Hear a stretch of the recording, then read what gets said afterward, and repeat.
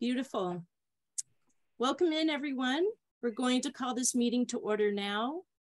It is 7:02 on July 28th, and this is a public meeting of the City of Portland Police Accountability Commission. Your facilitators tonight are myself and Victoria Lara.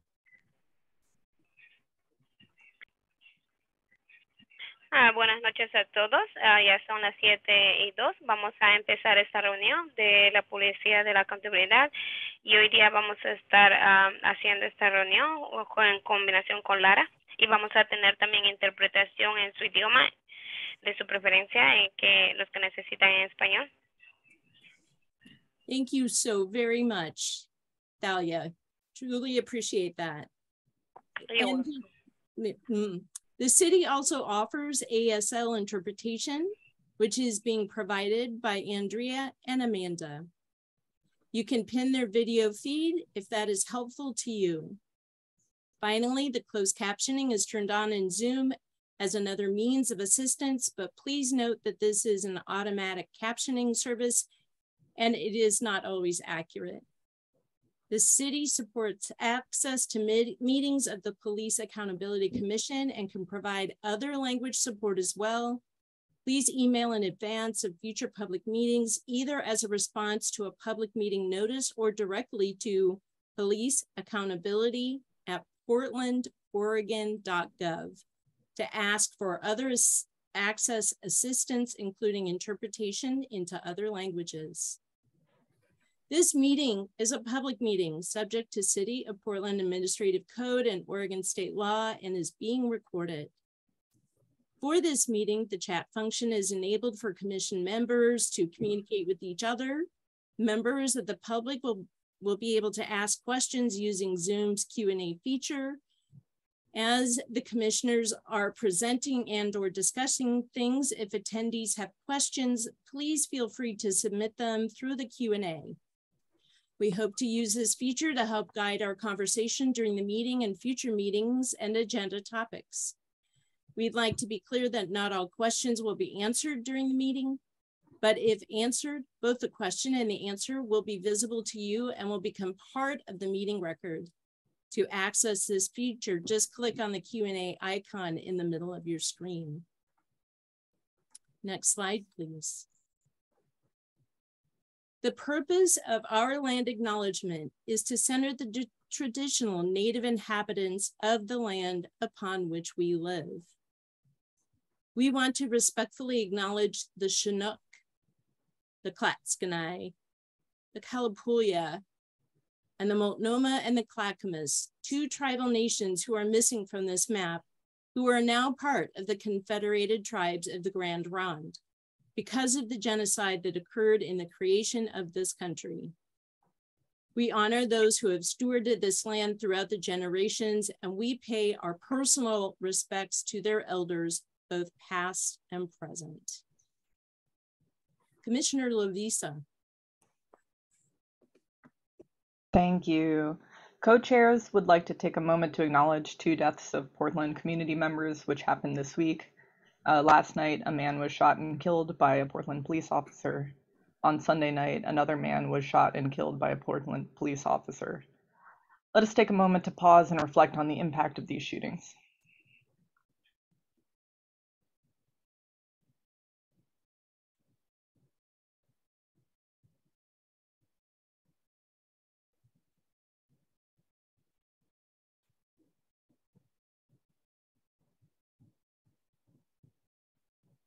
Thank you, everyone.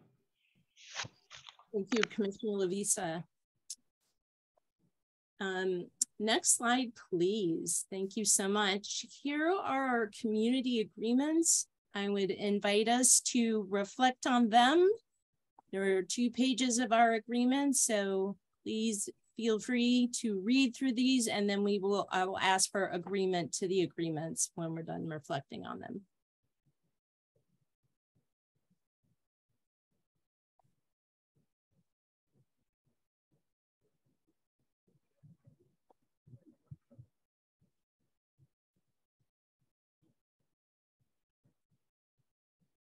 Next slide, please.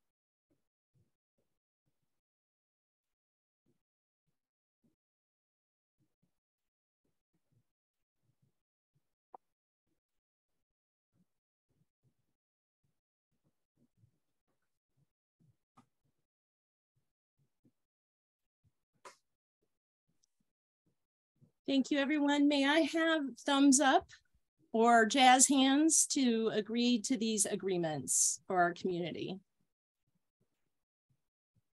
Thank you. Thank you very, very much. I will now pass this over to Commissioner and Co-Chair Simab to discuss the timeline, please.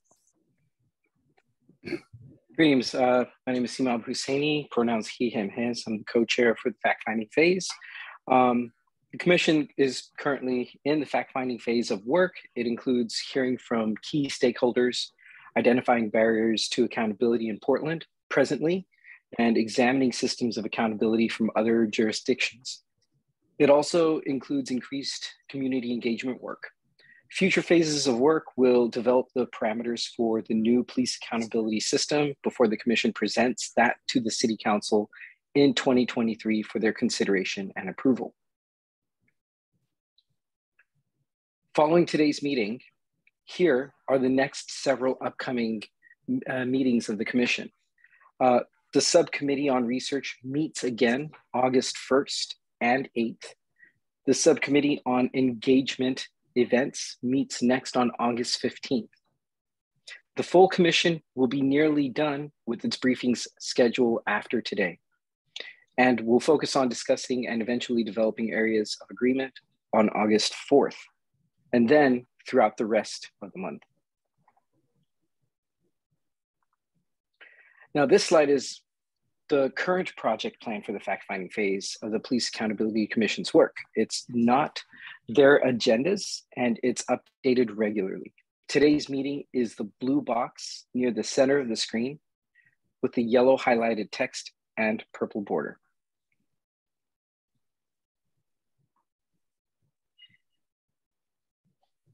Now, a review of today's meeting.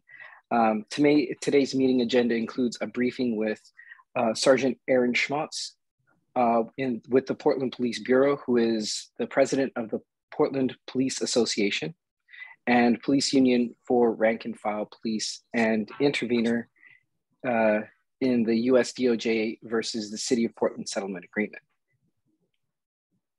It also includes a briefing with City Commissioner Dan Ryan, a member of the City Council of Portland.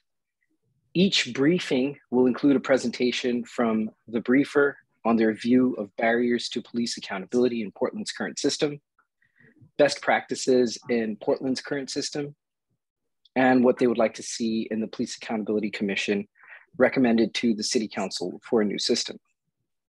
After the briefer speaks, there will be a Q&A period between police accountability members and the briefers, and a public comment and questions period for community members. Later, there'll be a brief discussion period for members, general public comment period for members of the public to share their views on anything under the Police Accountability Commission's mandate, or share their stories related to police and police accountability, and next steps before we adjourn the meeting.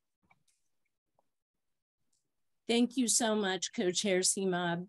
I would like to now introduce Portland Police Association President Sergeant Aaron Schmaltz. You have the floor. Thank you. I appreciate the invite.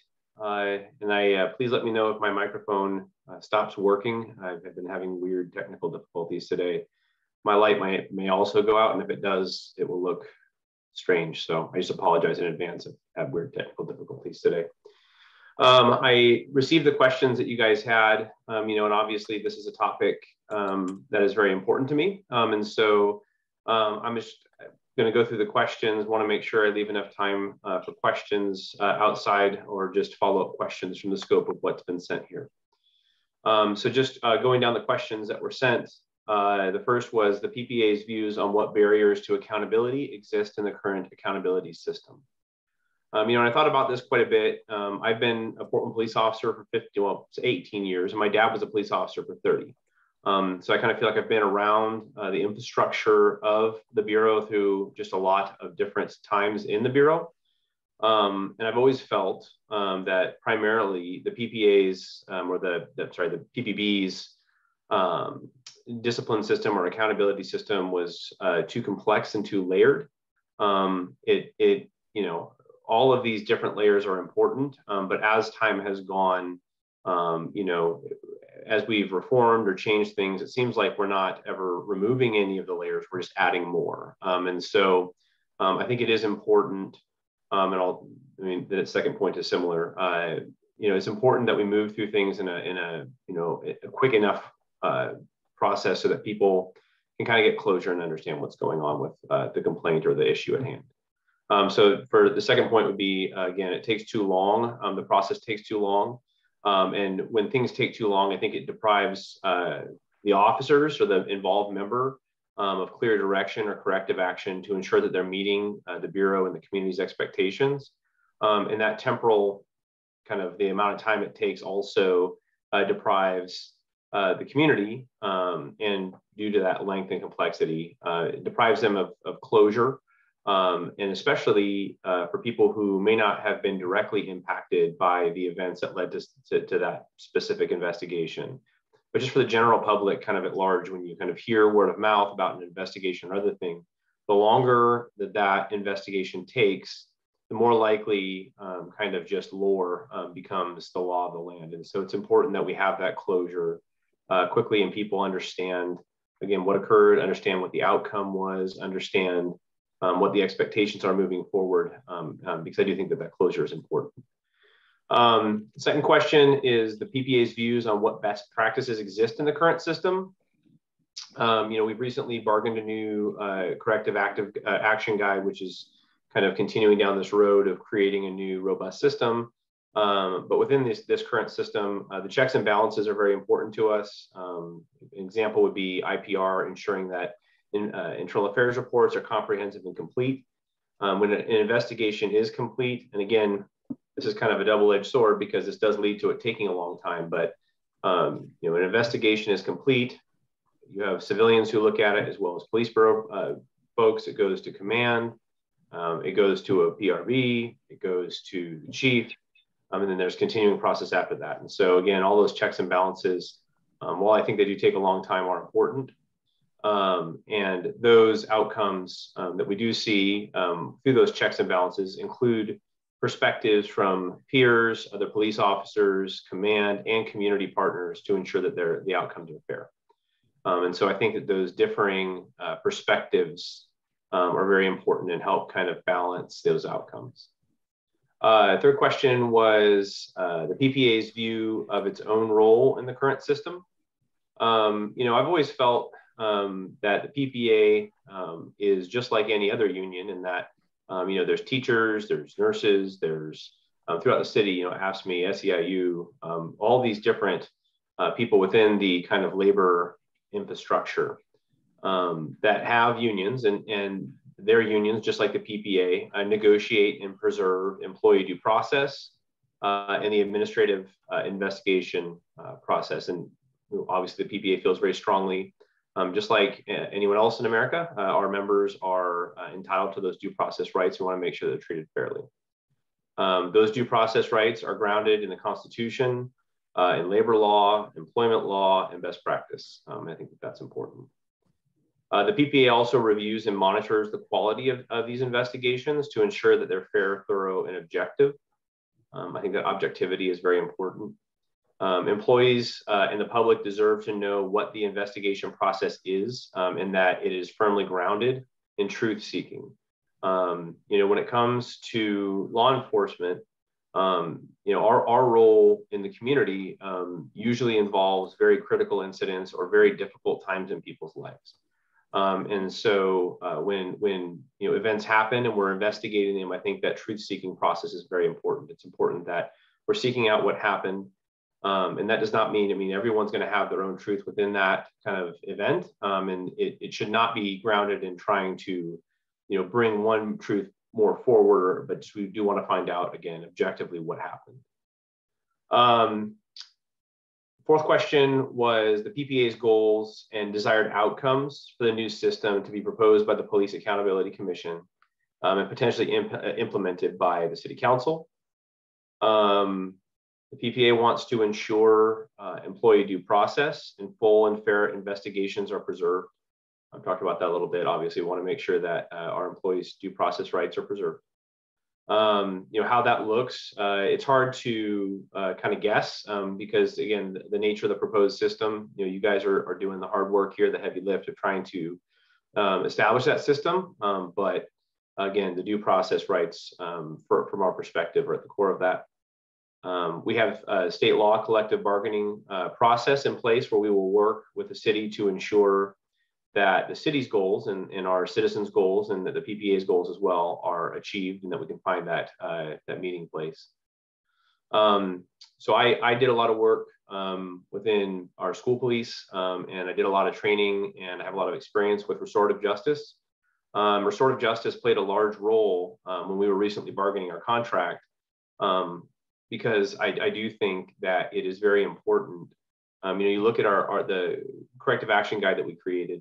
There are things that police officers could do, the far end of the discipline guide, where obviously if a member were to engage in that conduct, the PPA and the city both agree that if proven, that conduct is terminable, that employee should no longer be a police officer.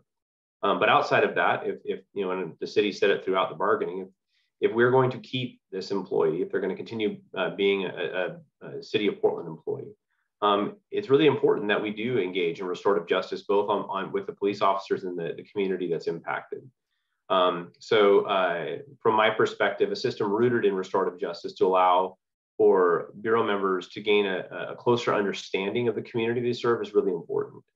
Again, our guide, which was approved by all 5 city council members, is rooted in that concept and is rooted in restorative justice, and it focuses on objective evidence based on education, on an education-based response to officer conduct to ensure that they are able to improve.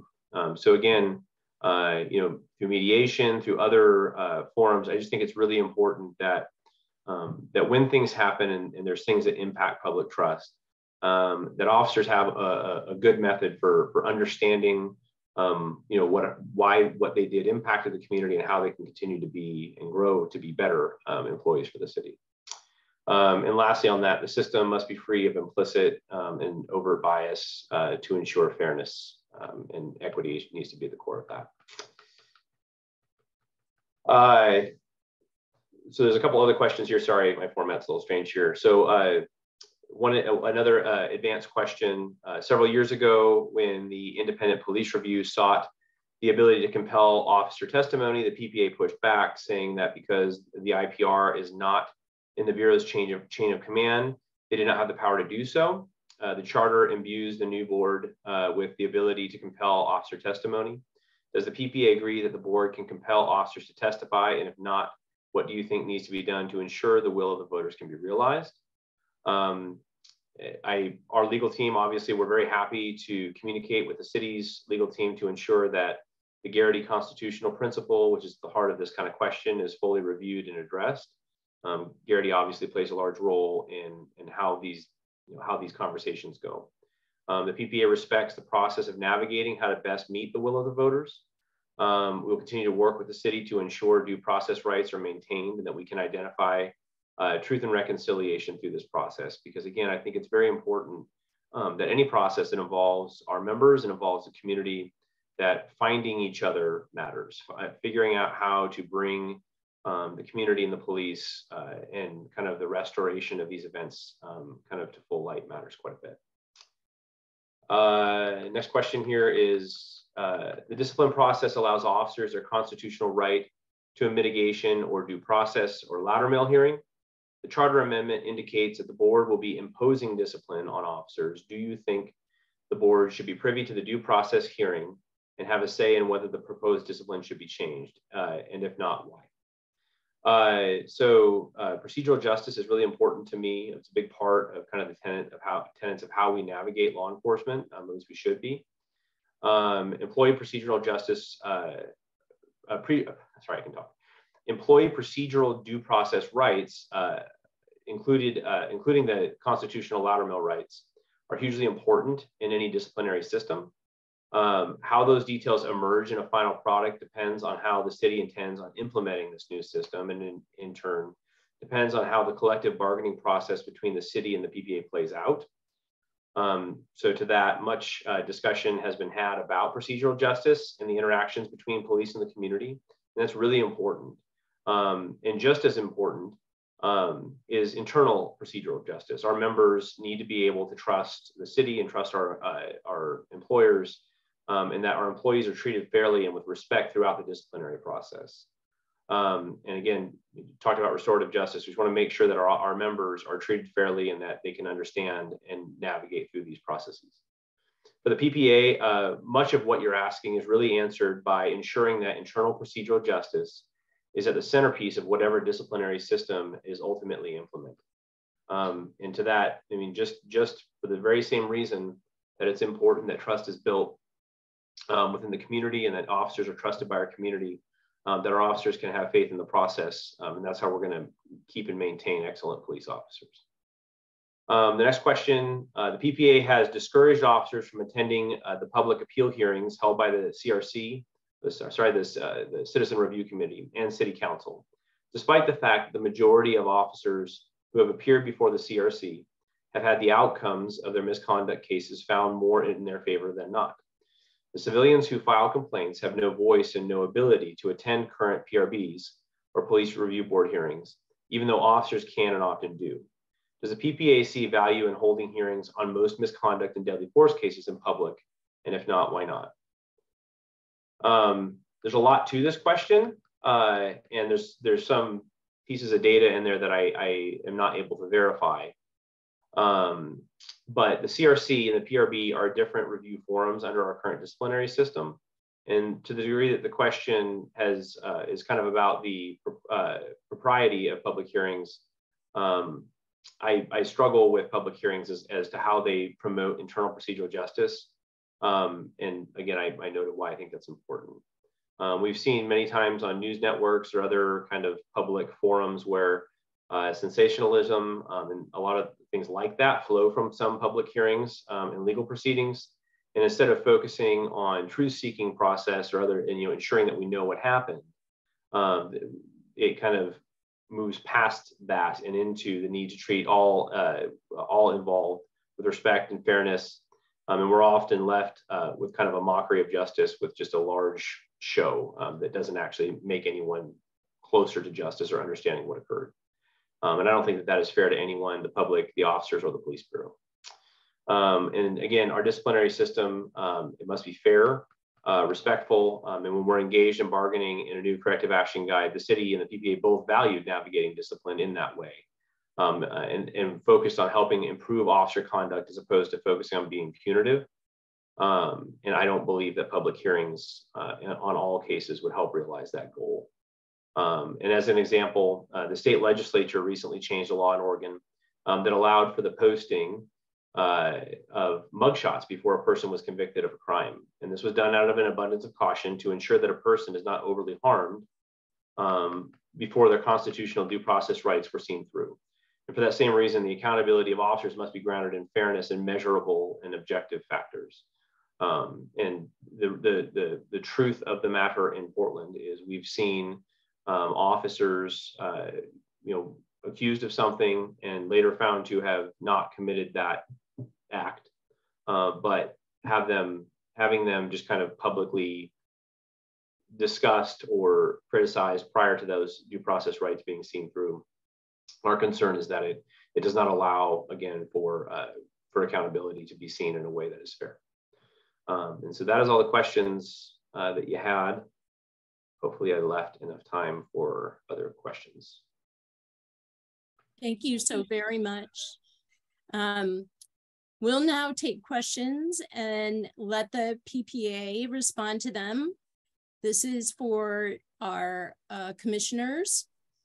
Please keep your questions brief. Please allow me to facilitate this Q&A, and please ask questions that help the commission move towards identifying barriers to police accountability and best practices, which is the purpose of this phase of work. Commissioner Sophia. Thank you so much, and thank you for coming here to speak with us and provide some input. My goal here, I think all of our goal here, is to find some solutions here and to also get some cooperation. I know that this is probably difficult for some of the agencies, thinking that this is us against them, and we're not us against them. We're for everyone here. We're trying to make amends and get the things that we need done. So I'm just wanted to start with that we're not an enemy, and we don't want to hurt police. We want to help our community. This is all about community and not about us versus them. And I think if we think of things that way, we'll be better off. So trying to make my questions a little shorter. There was a couple comments I had about that you mentioned the constitutional rights of the officers, and that the union is just like any other union. I will have to disagree that it's not like any other union, because it's a public trust. That the police officers have a very, very different role than, say, a teachers union and whatnot. So the standards are much higher for them because much more is expected. And so I understand the union wants to protect individual rights, and I agree on that. I think they should be protected from any kind of malice, but that must be more stringent, and to think about the civil rights of the other folks on the other end. Going back to the complexity of the issues of how things work together, that is part of the issue, the complexities that it looks as if to the public, sometimes these officers are let off without any punishment. Those complexities are in the system as they are written. And we were looking for some assistance in that too. I mean, we can see some things that says this shouldn't have been that way, but because of the way the rules were written, they got off on it, but it wasn't appropriate.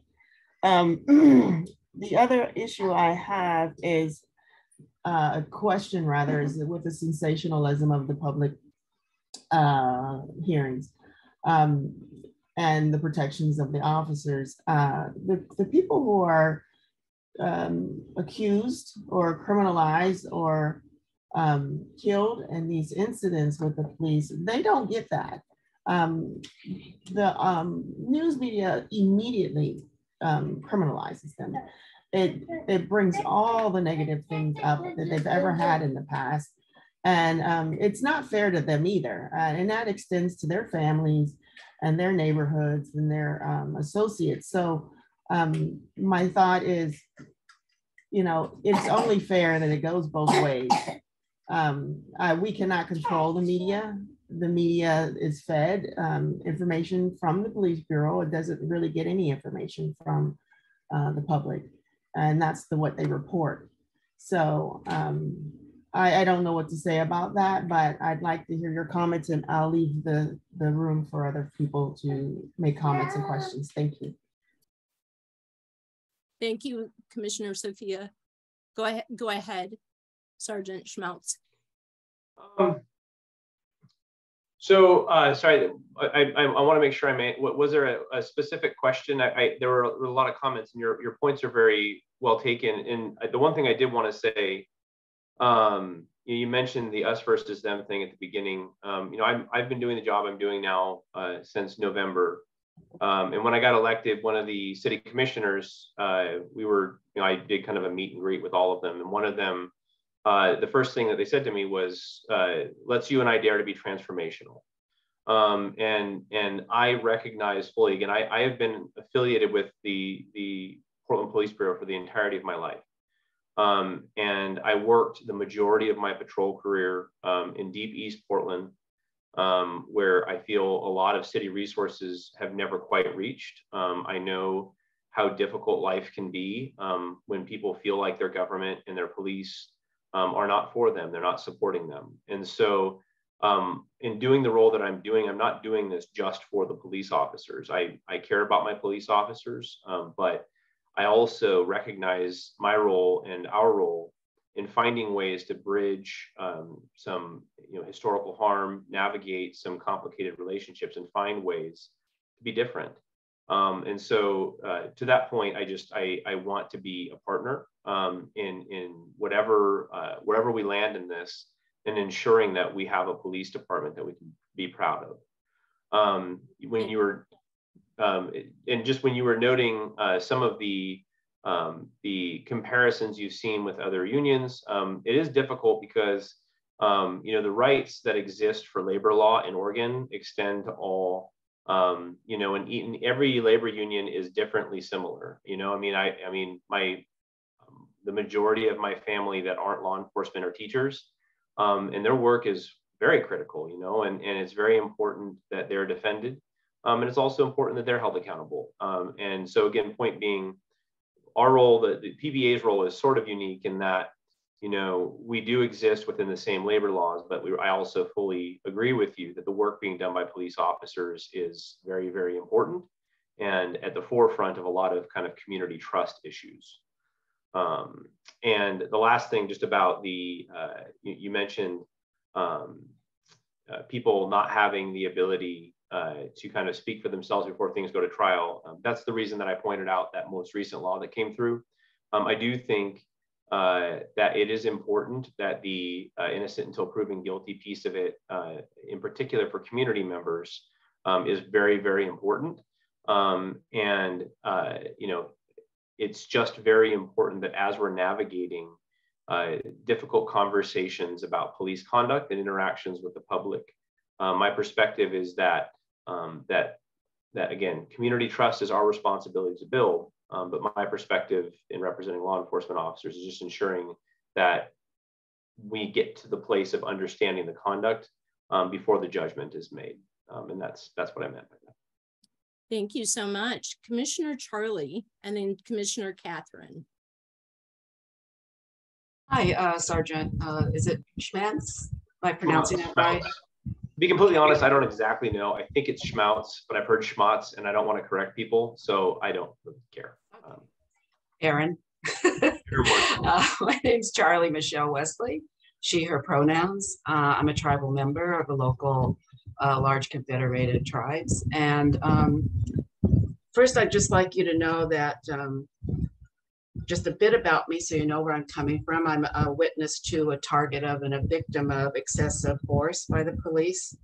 So is my family. We are from a Black Indigenous family. I've had near-death experience at the hands of the police,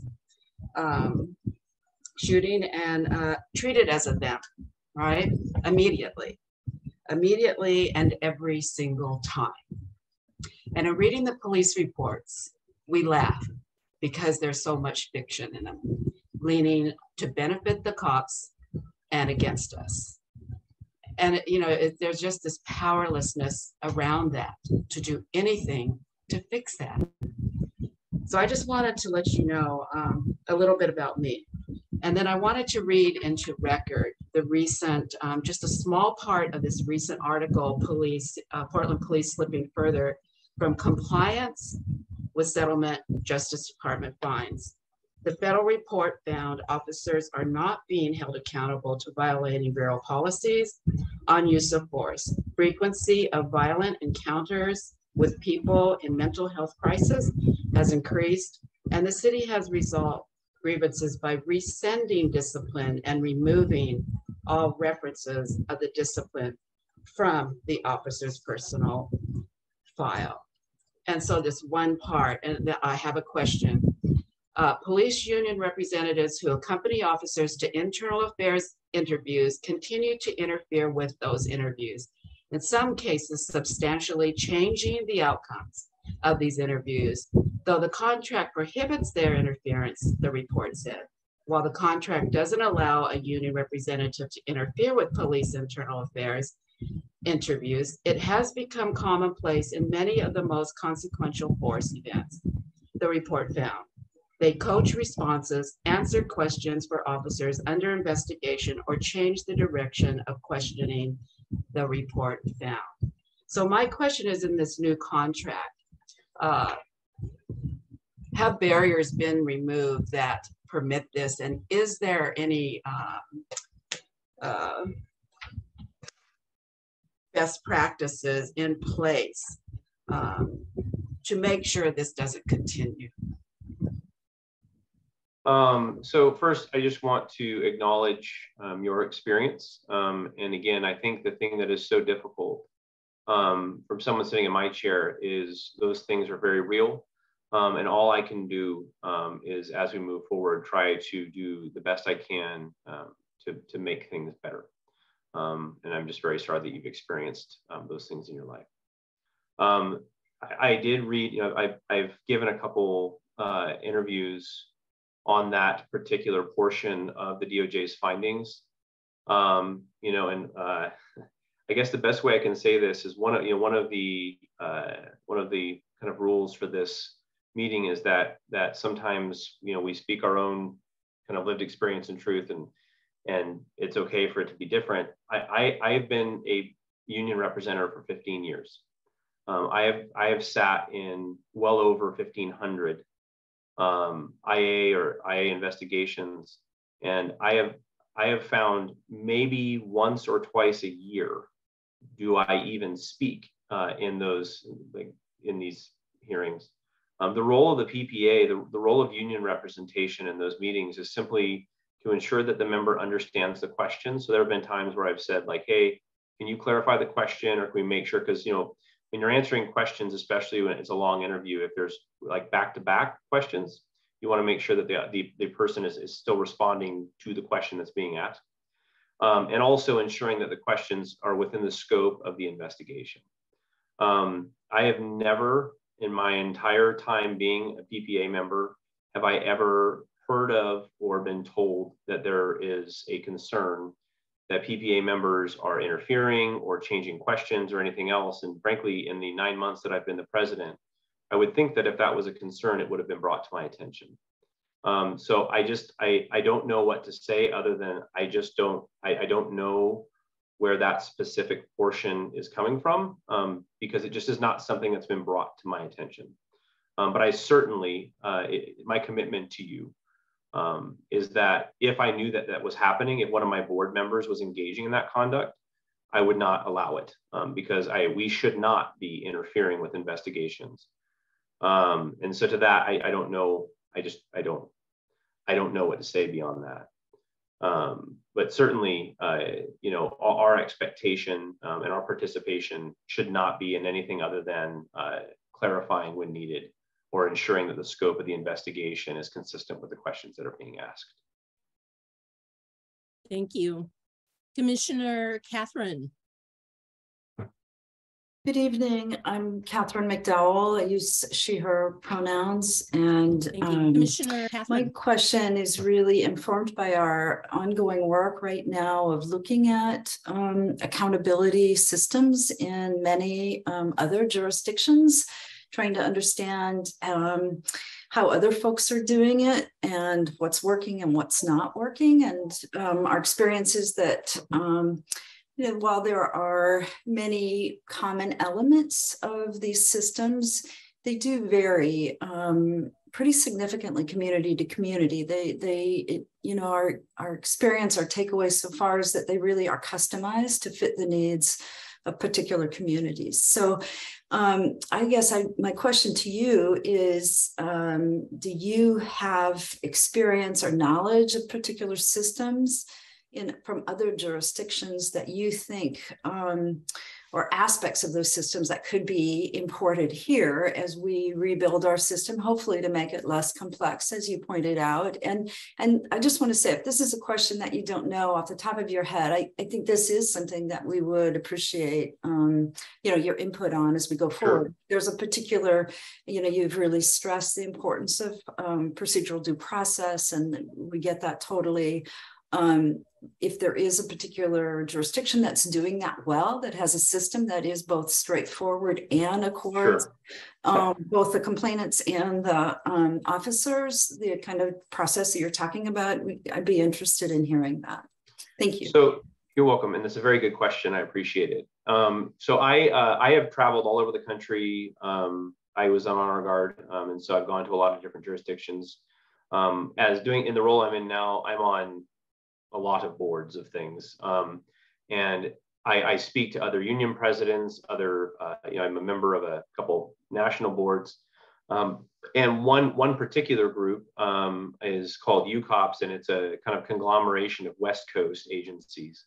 And one conversation we've had quite a bit so for one, I do get concerned at times on the tone of conversation. So we're wanting to make sure that police unions are not being combative, but instead are listening and trying to find ways to meet with the community. But also when it comes to discipline, one thing that is true is so there's two competing interests. So it is important to me that that community members experience policing similarly as they go throughout a city or country. I think that's important. But then also every community is different. And so trying to find pathways that both, pay homage to each specific community and how they would like to be policed, while also being robust is difficult. So, I've done a lot of research on what Seattle does, on what San Francisco does, and other like agencies. And the one vein that I have found to be consistent is that they're consistently different. And it's really, really challenging, again, to identify, what accountability looks like in a specific community. Because, so Oakland, for instance, my understanding, and this is anecdotal, is that they suspend, without pay, officers more often than other agencies do. I don't know if that is good or bad, but it's different, right? And so then, again, my focus, I do think that restorative kind of process is very important.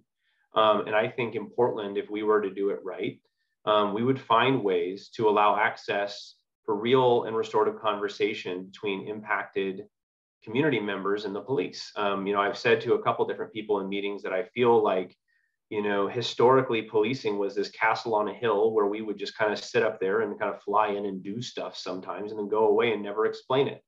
And that is simply not acceptable. We need to be more open and kind of pull the curtain back and ensure that people understand why we're doing what we're doing, when we're doing it, and how, and find ways to build that trust. So that is a really roundabout way of me saying no. I don't know of any systems that are better, but I do believe that there is a significant desire on the West Coast of like-sized agencies to find some similarities. And I think that through the process that you guys are working on, true best practice, if you fly to different similar-sized cities that have similar values throughout the West Coast, my belief is that you should not be surprised by the experience you have when interacting with law enforcement. I spent some time in Europe years ago, and I was kind of taken aback. I mean, because the policing in Europe is very militaristic, and they just don't interact with the community at all, and that was very surprising. It's not that it's wrong; it's just different. And so my hope, as we continue to have these robust conversations about accountability, that we can partner with other similar cities and ensure, again, that we're developing that robust and woven practice that's consistent, so that we don't have so many things that pop up on the news that are so shocking. Because if the values are similar and the policing is similar and the training is similar, and then now we end up in a situation where we don't have to try to explain the conduct of others, and we continue to improve ourselves. So that, I guess I kind of just said no. I could have just said no, but that's how I feel about the question. Thank you for that. Commissioner Semob, then Commissioner Lavisa, and then Commissioner Dan. And Commissioner Dan will be our last person asking questions in this phase. Thank you. Thank you. So many questions, but I think mine will be condensed down to this. A small statement. I do want to second Commissioner Glenn, Sophia Glenn, on that police unions are not the same as unions in the labor movement. The labor movement, they don't perpetuate a culture of racism and violence. And, you know, typically labor unions protect the labor force from abuse from the employer, and labor laws have been typically an umbrella, and all statistics in labor union organizing differentiate police from it. I'll be adding a link on a conversation around that, some comparative data. But Sergeant Schmautz, my question is, you know, where is in your current system and with this new discipline guide, where is the accountability on differentiating what a terrorist or white supremacist is? And I reflect upon the history of with the retired Nazi in Mark Kruger to an accidental oath keeper being an investigator now on desk duty with Officer Joseph Weber. You know, what are the rubric of existing actions? Granted, with the most recent, with Officer Joseph Weber, being that it wasn't necessarily something that the PPA handled, it was dismissed through the initial investigations. Again, where is the accountability, and where PPA can actually looks to, how are you empowered to create a culture change with these examples right here? The two people you mentioned, so that, you know, the investigation into retired Captain Kruger, he was not a member of the PPA when any of that was investigated. And so I don't have any way of, or I don't have any knowledge about really much of that other than what I read in the newspaper. I know that with Officer Weber, it was investigated. And certainly I would never condone or allow or want any of my members to be in any nationalist organization or anything similar. You know, in the discipline guide, there are, I mean, throughout it, there are conduct expectations, off-duty expectations for behavior. And I would be standing right next to you looking to investigate any of my members that were engaged in conduct that was consistent with any of those things. But yeah, the retired Captain Kruger, that is something I hear often. And again, the challenge is he just was not a member of my organization. He was a command staff member when that all occurred. Just quickly, and I apologize for the follow-up here, but you know, there's an active duty officer within the Portland Police Bureau that is a white supremacist, active on duty, and the punishment is to put him on desk duty and not remove him from the force, as the Oath Keeper is a white supremacist organization that he was an active member of, and it wasn't an accidental thing. It's an intentional process.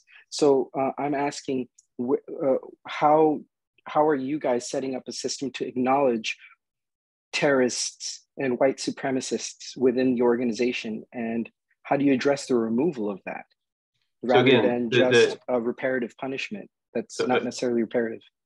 So again, the challenge for me in this particular environment is that investigation took place. It went through all of the steps that exist, and he's been a police officer for, I believe, 18 years, and has engaged in no conduct that has indicated that he's had thousands and thousands and thousands of interactions with the public, and has had no allegations of bias or anything else. And so the challenge becomes, again, allegations happen, things occur, and it is important that due process exists and we work our way through those things.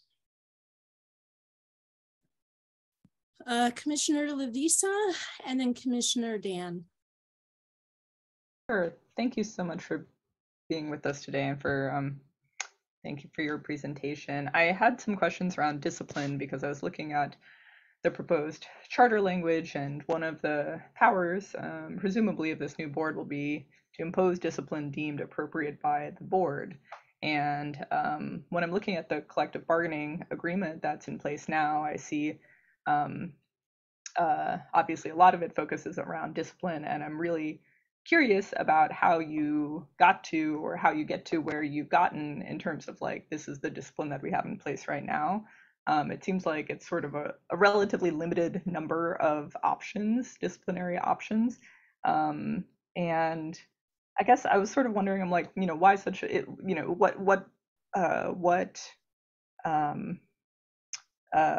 what is served by having a relatively limited number of disciplinary options? What forms of discipline have you seen work to change officer behavior?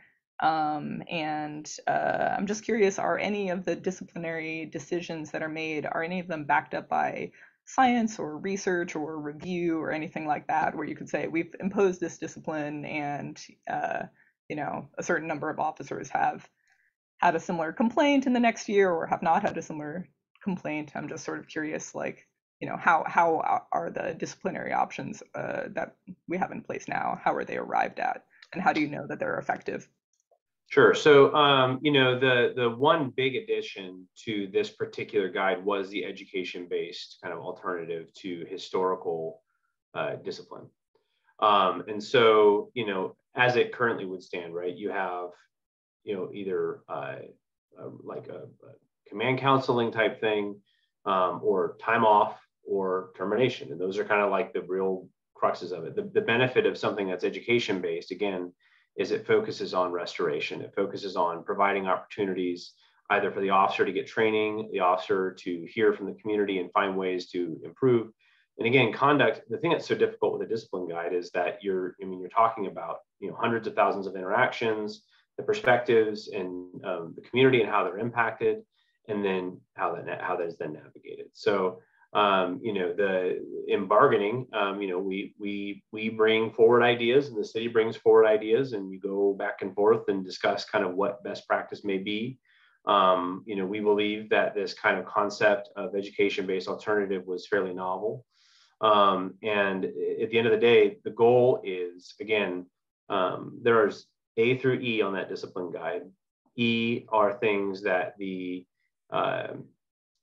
under E, everyone agrees that if that conduct is engaged in, then that is someone who cannot still be a police officer, because and that was something that was very important to the city, the specific terminable kind of offenses. But beyond that, the things that are below that, the focus was, okay, so this employee is going to stay. We don't believe that this conduct rises to termination. So how do we find the best route to hold them accountable in a way that both improves their conduct in the future, sets them up to be successful, and helps the community feel that we are developing our employees. So does that answer your question? I mean, we look at other policies, and there really aren't a lot of options when you're disciplining somebody. You can either talk to them, make them not work for a little bit and fine them, or fire them. I mean, it's similar to, if you think about like the criminal justice system, you can give someone a citation or have them go to a class, you can fine them, or they go to jail. And those are kind of the options. So.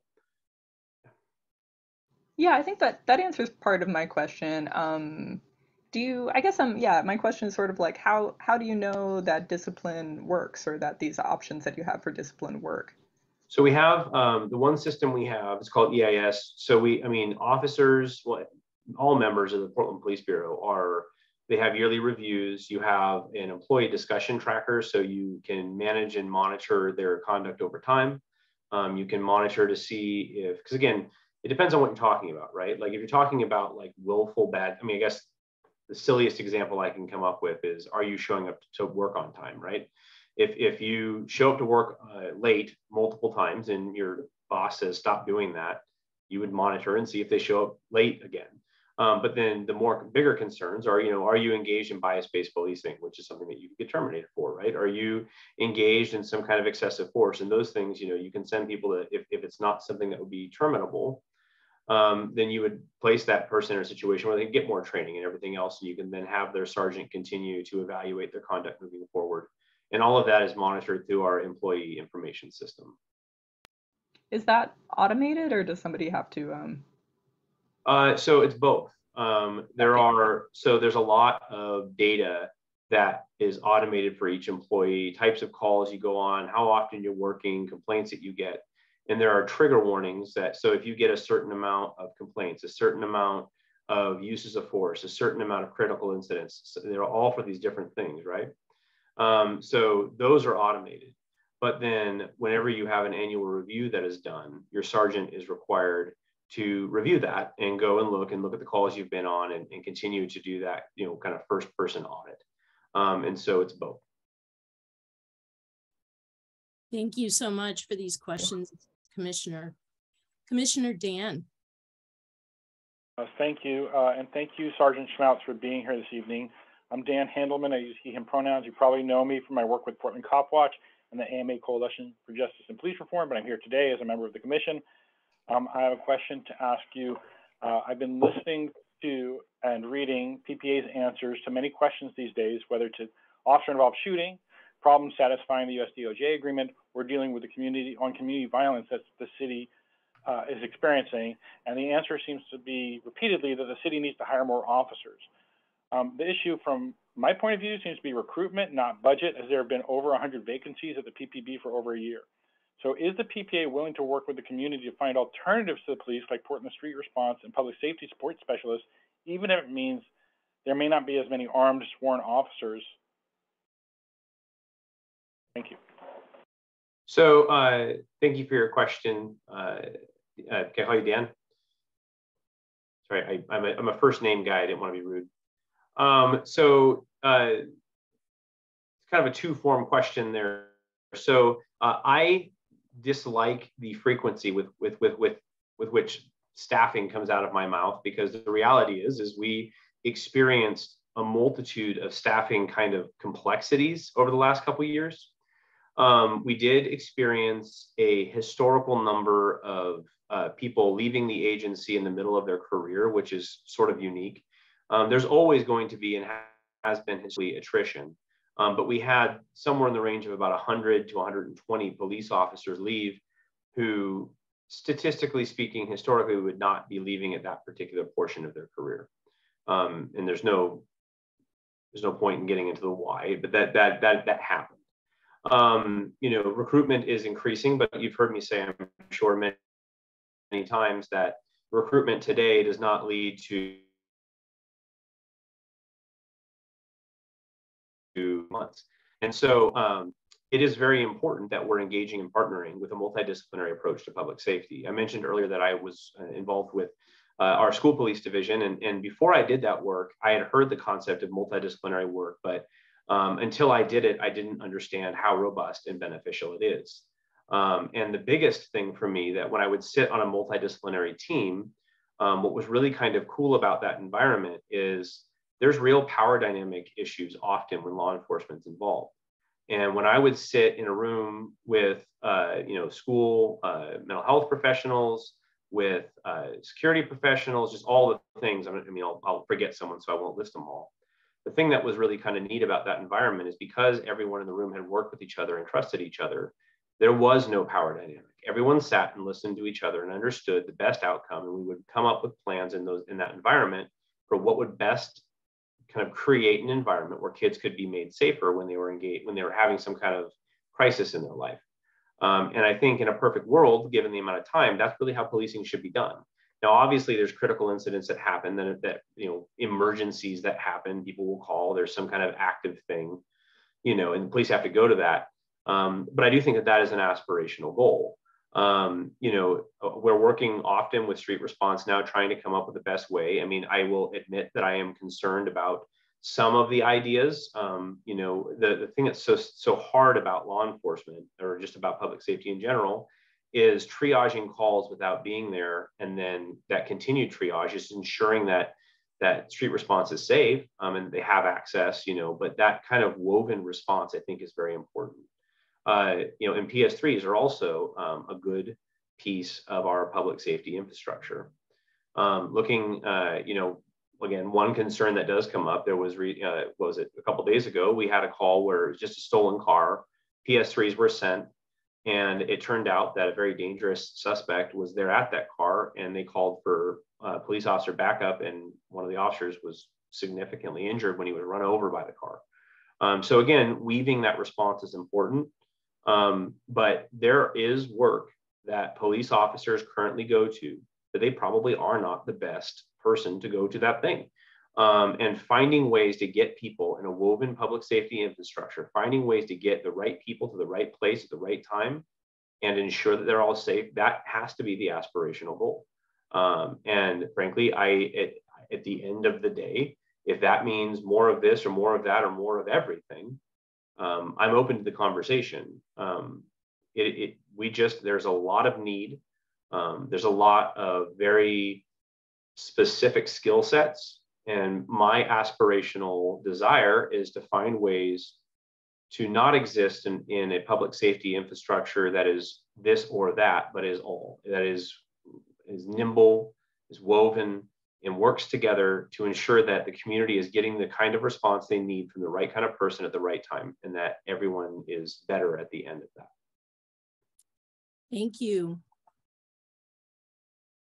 Thank you so much. This has been a very vibrant conversation. I'm going to give Commissioner Co-Chair CMOB a chance to read your comment into the record. And if you would like to go ahead and do that, that is fine. Yes, I appreciate it. It was, yeah, I don't know how to describe how I felt when I wrote that, but I think based on my answer, the answer that I received from Sergeant Schmaltz was, the thought that you replace the word Oath Keeper with KKK. The question that came to mind is that, can an officer be a member of the KKK and remain an officer as long as they have a clean history as a cop? And this, essentially, the answer that I got was yes, if you're just replacing terminologies, because they're both white supremacist organizations. So it was incredible and scary. Thank you for that. I am going to move us into public comment now. We will now take public comment on the issues discussed in the briefing. We ask members of the public to keep their comments on the briefing or questions to the briefers to 2 minutes in length at most, and raise their hand in Zoom if you would like to speak. I see 3 different comments in the Q&A and invite the people who have put their comments in the Q&A to raise their hand if they would like to bring their comment into the conversation or question.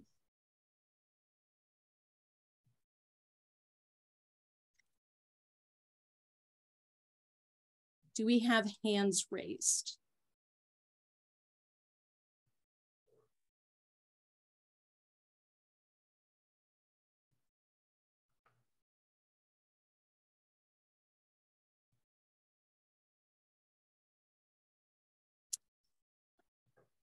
I see that Linda has raised her hand. Linda, you have 2 minutes. Feel free. Welcome in. Thank you, PAC members and everyone here lending their energy to this ending brutality work. It's quite a work to toe, and I just want to take a breath of my 2 minutes to say I see you, I hear you, and I know this is emotional and heavy lifting work. And what I'm gonna read is kind of what Commissioner Sam, I'm sorry, I'm probably just murdering your name, I apologize. It's totally fine, CMOB. CMOB. I'm questioning the matrix or the measures that are taken when you know or you're notified that you have a CLANS officer or an officer that's participating in those kind of things outside of work or inside of work, because it's like a behavior, right? But anyways, what are we doing to untrain if they're trainers, if they're, training cadets or other workers in the PPB focus, whatever y'all are doing over there. I know you do more than officers. So anyways, when you have these that are trainers, what are you doing to identify them And how are you also using that to make sure they're not bias bluffing when we're doing the real work? Thank you so much for that question. Yeah. Sorry, Aaron, I forgot. Did I say that my name is Linda Sin and my pronoun is queen, or anything respectable will do just fine? Thanks. So, I mean, your question as far as what are we doing if there are trainers that are found? So, I mean, at this point, I'm not aware that there have been any investigations or any suggestion that any of our trainers are white nationalists or engaged in any of those organizations. And again, any suggestion that they are should be and would be thoroughly investigated. Becoming a trainer for the Portland Police Bureau is a long process, and it's very competitive. And those folks engage in a ton of training and bias and all those things. So certainly we would want to make sure that that is not something that's occurring. Thank you. I am going to read a Q&A into the record. Many people have said that having more transparency in the accountability/discipline process would go a long way to increasing public trust in the Police Bureau. Is the PPA willing to compromise on its hard line of shielding the identity of officers who have been accused of violating policy, especially those who have been accused multiple times? This question is by Jasmine. So as I discussed earlier, I think that, again, throughout American justice in our entire system, it is very important that when we're doing investigations, that those investigations are fair and open, and that we're ensuring that the outcome is based on evidence and available information. Having I mean, anyone at any time, that all officers must take any complaints. People can complain about any topic at any time, and the vast majority of them are investigated. And so from my perspective, it is very, very important that we take and investigate as much that we can, but it's also important that on the opposite side of that conversation, that we're not just posting a giant list of this is what we're saying happened, as opposed to navigating those investigations and ensuring that our members have the due process rights that any other American citizen has. We would not be in support of just a simple list of allegations, as opposed to allowing for due process to play its course and then navigate from there. Thank you. And again, I would like to open up this public comment period to anyone who would like to make a public comment.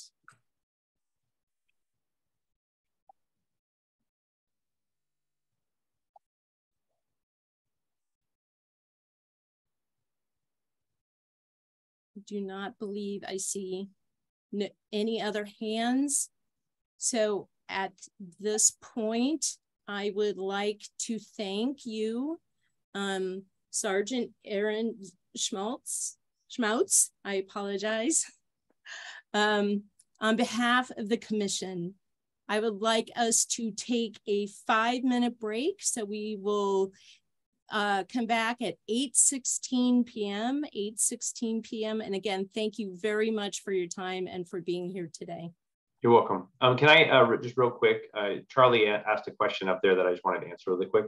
Yes. It's easy. So, and I'm sorry, Charlie, if you are not a first name person, but I can't see the rest of your name there. But you asked how many instances of force before they're reviewed. As far as a threshold, all force is reviewed. And my understanding is there's 2 thresholds when it comes to force. Either a percentage, if you use force more often than the kind of mean in your shift, because they're looking for outlier behavior. I can't remember what the percentage is off the top of my head, but that's one. And the other is 3, if you use force of any kind, I think it's 3 times in 6 months or something like that, then it triggers a review as well. But I just wanted to answer that real quick. Thank you for that. Thank you so much for being here this evening. You're You're welcome. Thank you.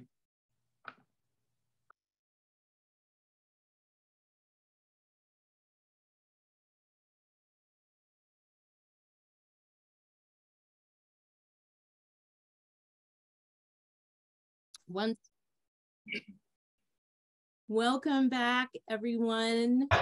Thank you for taking that short break. We are now going to have a briefing by City Commissioner Dan Ryan. Welcome in. You have the floor. Thank you so much. And hello, commissioners. I'm so impressed of your commitment to our city. Oh, wait, I have to change this. I can't stand it when I have the speaker view on me. Okay, so, okay, there we go. I'm just really grateful for your service. Do you do this once a week or is it every other week? Twice a week. Twice a week? Until 9? Okay. I'm like, yeah. I won't bellyache with you how long my day's been because anyway, I will get no empathy. Anyway, I wanted to start off by saying that I appreciate that you reached out to my office. I'm sorry it took a little while. I can't remember. I got COVID at the end of June, so that really screwed up my calendar. So everyone stay safe out there. I was elected about 2 years ago. I was sworn in September of 2020. And I just got reelected. I'll be sworn into another term. Who knows if that'll be 2 or 4 years. The voters will decide. But I'm grateful for that. And I thought it would be great to start off for me, just a little bit about my lived experience. So I went to college at U of O, and why does it keep switching to the speaker? 1 second. It really does scare me when I see myself that big. Okay. I was a member of the Students for a Nuclear Free Society at University of Oregon in the early 80s. So that was my first real activism. And in Eugene, we were now and then, I think the police in Eugene really didn't take us seriously. So there was that. Then my really first big experience with brutality was being gay bashed twice at Rutgers College in New Jersey. And I had that experience of not feeling safe to go to anyone of authority. And I never forget that. And so when I lived in New York in the late 80s, I was a member of ACT UP, and I was that was fun because my friends were dying, and I've had HIV since the early 80s myself. I'm a long-term survivor, 40 years now, and I'm so grateful for that. And I'm really here to serve my city, my hometown, with my heart and my soul. I then was a member of it was called the Lesbian and Gay Commission, appointed by Mayor Rice in Seattle, and that was in the early 90s. And we were having a lot of issues on Capitol Hill, the queer neighborhood in Seattle, where there was brutality and the police weren't doing anything about it. So I used my little bully pulpit of being the co-chair of that commission, and I just convinced as many queers as possible to do ride-alongs. So we just flooded the police cars with ride-alongs from drag queens to whoever would just show up. And it just drove them nuts. It was really good activism, actually. And so they had to take us seriously. And it started dialogue. And if you will know one thing about my values is I'm really comfortable bringing very different opinions together.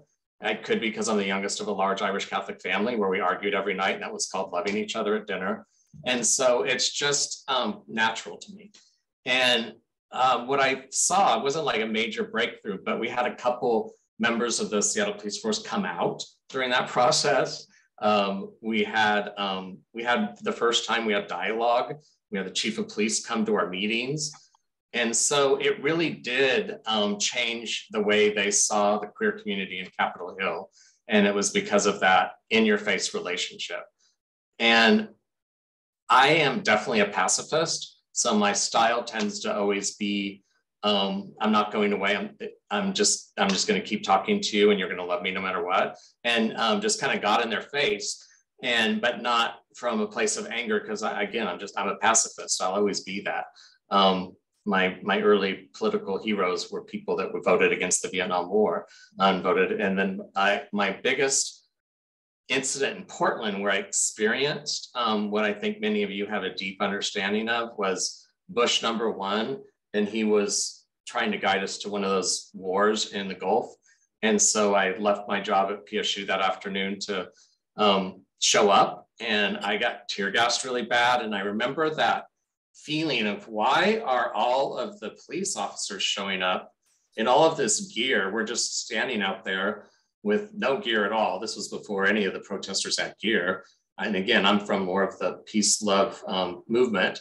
And it was very odd how they pushed us back. I fell down, I got tear gassed, and I started to see how ridiculous it was that the way that the police showed up to do their protection, I guess, of the well-heeled audience that was going to listen to Bush speak that night at the Hilton Hotel. I guess their desire to make sure they were comfortable to get into the hotel meant that they had to push back those of us that were just saying we didn't want the US to go into war in the Middle East. And I never forget that experience, is what I'm trying to tell you. I'm older. I don't protest as much. There's reasons for that. But I just want you to know I have those lived experiences and I never forget them. And one thing I learned in the ride along in Seattle was how different each officer was. I think at first they tried to place me with the one or two that I thought would be really trauma informed with this, at that time, young queer in their car. And then I realized that some of them were really cool and some of them just weren't. And you could kind of tell within about 2 or 3 minutes or less where they were. And so I never forget my BS lens that I have. I can smell a Charlton miles away. And I think that I just wanted to start off by telling you a little bit about my life experience, because as an elected official, you all can form very quick opinions, and that's okay. But I don't think we really have enough time sometimes to get to know one another. So I want to start off with that. In the assignments that I've had since I've been elected, I have been really focused on houselessness and on housing and on our lovely permit infrastructure, which is quite messy. So, I mean, I'm trying to move a couple really big rocks up the hill that have plagued our city. And trust me, there's a lot of accountability issues in other bureaus as well. And so I just wanted to put that up there. I will say that what was helpful since I've been on council is that all of us were involved in the police, Portland Police Association negotiations. And I've heard that was revolutionary for city council to include all of us, as opposed to whoever's overseeing the police, who is usually the mayor. And those meetings were very thorough, very thoughtful, very difficult. I was on the school board doing labor negotiations, and it always fascinated me how it was almost like watching paint dry. It just never moved as fast as I would like. And you know, victories are very incremental. But I will say it was really smart to know that the practice, at least, of having all of us engaged, as opposed to just the mayor, was a really good step. And I know we didn't get everything we wanted, that's for sure. But I was listening in on the last conversation, and the discipline guide dialogue was very robust, and we tried to make it as concrete as possible. And we also were very attached to having a civilian dean. We know there's been a current misstep with that. But I will just say that I learned a lot working with my colleagues in those long executive sessions and in those negotiation meetings. All of us have had a little bit of opportunity to dive into the DOJ hearings. It's kind of, we spread it out. And I think that's been helpful as well. My point is, it's been helpful to not just have the mayor be in a silo overseeing the police, but having it be more shared. And especially for someone that has a completely different portfolio. I don't have any community safety bureaus, but community safety is obviously a big deal for everyone in the city right now. And it obviously shows up a lot in the homeless arena as well.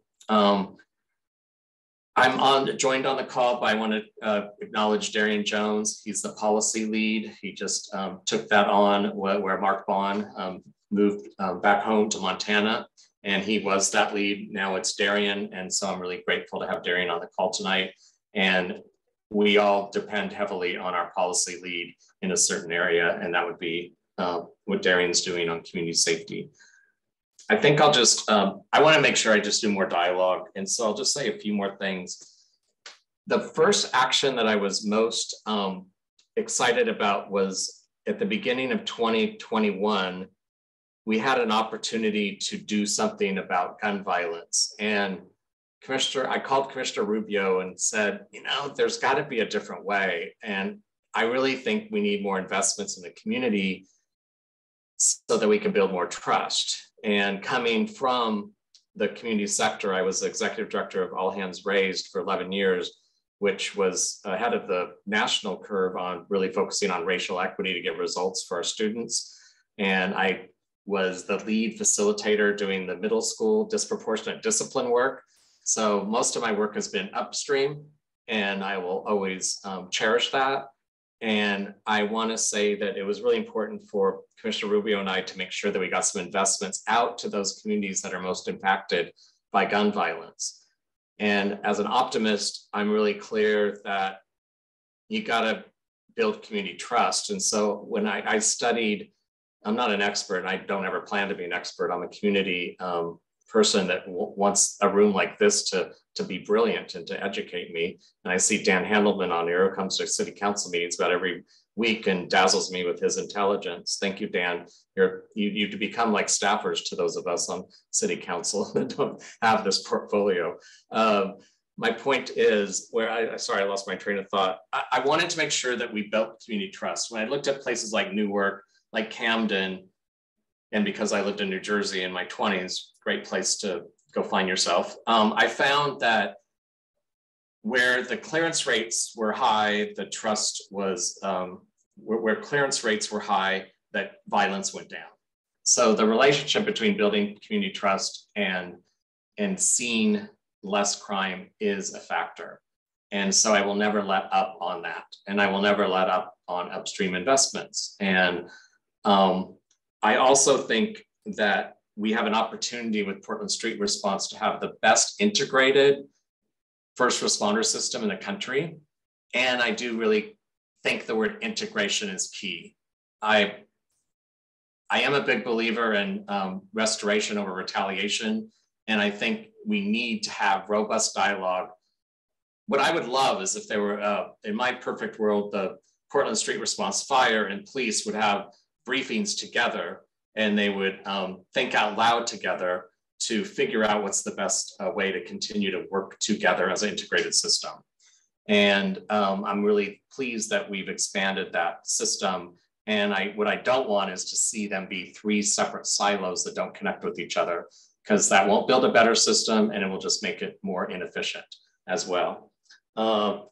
It's always going to be about culture change. I had a chance to listen to the president of the police union, and I'm sure a lot of you have some strong opinions on that body, and I respect that. I will tell you this, I've had a chance to have conversations now with 3 in my short time, and I will just say that Aaron's the first one that I've had really sincere dialogue with. And it's only been a couple of conversations, but it's been remarkably different from the past 2 leaders of the Portland Police Association. So I encourage you to build relationships with him. And I just wanted to say that since I had a chance to listen in on the end of that dialogue. I will go ahead and do this. I will end with this comment, and then I'll do my best to answer your questions. But I see my friend Victoria Laura on here, and she knows this about me. I tend to cultivate wisdom from the room. I like the room to be brilliant. I am not going to give you that, especially when I'm in the hottest room in the house, and it's been a long day. But I will say this: 82% of Portlanders voted yes on this. Think about that, 82%. I didn't get that much vote. But my point is, I'm a public servant, and so are you. And my job as a public servant is to listen, to take punches from people that don't like me at all. I go to New Seasons and I get snake eyes, and sometimes I'm crazy enough to say hi, and then they unload on me, and I kind of wondered why I did that on a Saturday morning at 10 a.m. But that's my job. And I'm not saying that you have to do that. I'm just saying you're a public servant. And I just hope you lean into the people, that 82%. And you might not be representing that 82%, and that's okay. But it's not okay if you shut them out. And I also will attach one more thing to this. When we were wanting this to pass, which I did, and I worked on it after I got elected in the special session, I was upset that the Portland Business Alliance was not an endorsement. And I thought it was necessary to get business, because this has to be a cross sector, and I wanted it to get a big number. So I got them from a no to a yes. And I got them to a yes because I said, we need you at the table. There is no way that you think it's okay for us to have the current accountability system that doesn't really exist. And Portland is not going to be the city we want it to be unless you, as business leaders, also lean in to this movement at this time. And the reason I mention that is because I hope that you will listen to their voices too, because a lot of them voted yes. And I just want to challenge you to be uncomfortable sometimes, to listen to points of view that stretch your mind. And I know that's what I have to do daily as an elected official. And I just hope that you will consider, I offer that for you to consider as well. And again, that's what an optimist says during a heat wave at 8, whatever at night. And anyway, I'm delighted to be here. I will do my best to answer your questions. And more importantly, I'll also seek more understanding, listen to understand when I am being asked a question.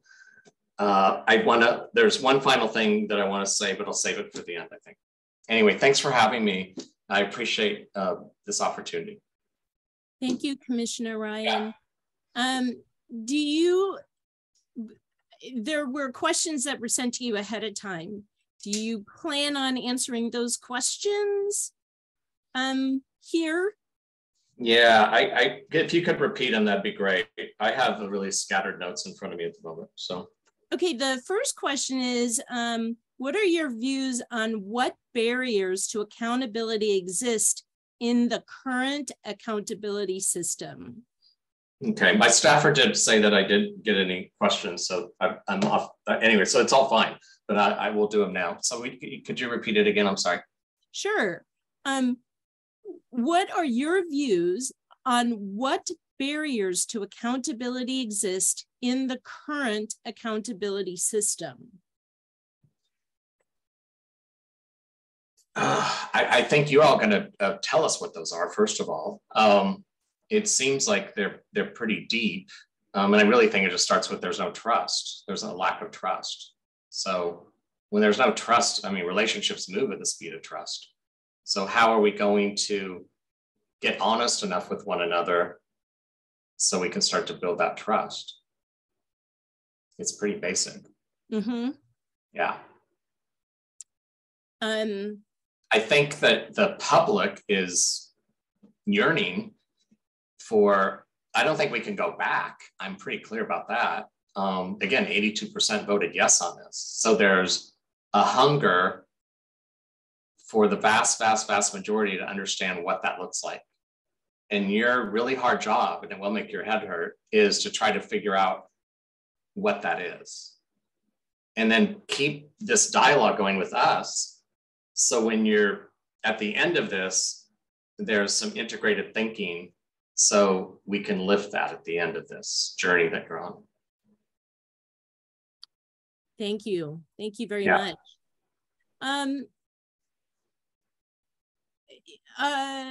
What are your views on best practices? Are there best practices that exist in the current system?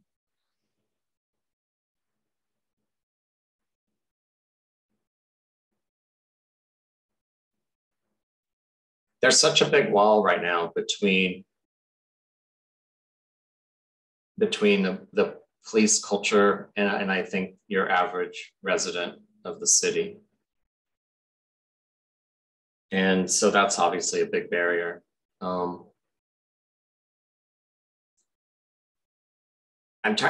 sorry, I mean, this question just, I went into this place that was too philosophical and deep. What was the question again? I should have wrote it down. Sure. What are your views on best practices that exist in the current system? Well, the reason I brought up the practices that I saw in that I called people in Camden about was that they did those community investments, and they really, their goal was to transition to a peace force as opposed to a police force. And so I think what's really important is for all of you to know what the North Star is, and then start to find what those best practices are. And then, like anything, you bubble those up, and that's the hope. That's what we always did in education. And I'm a data-driven person, so you try to figure out how to have data prove what those best practices are.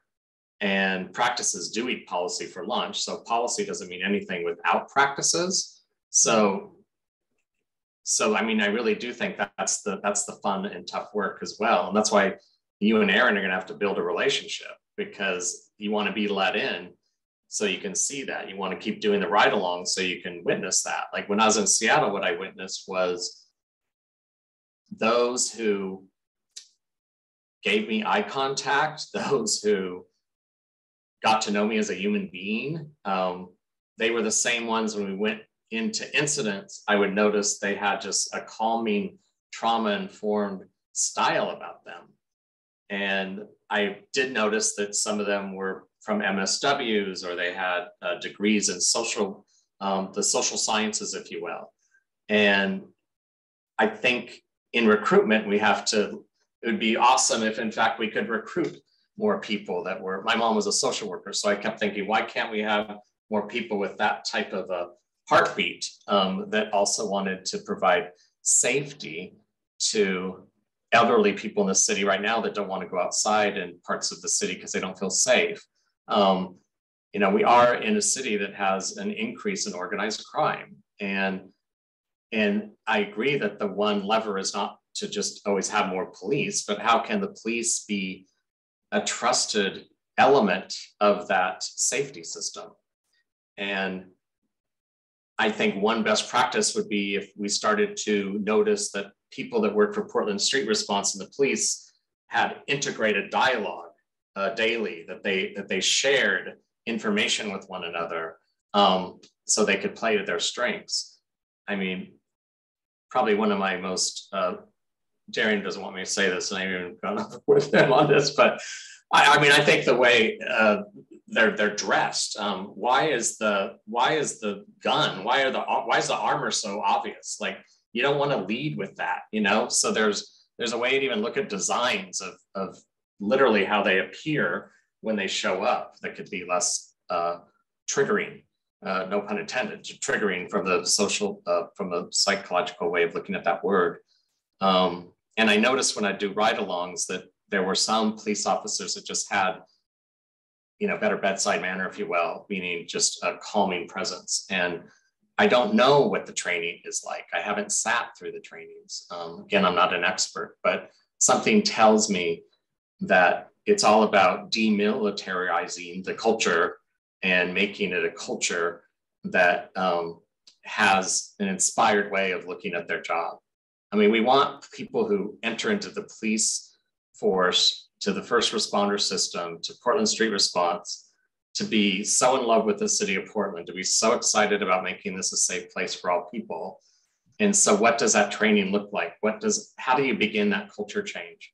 How could people that aren't from the military, but really do care about community safety, find a career in community safety?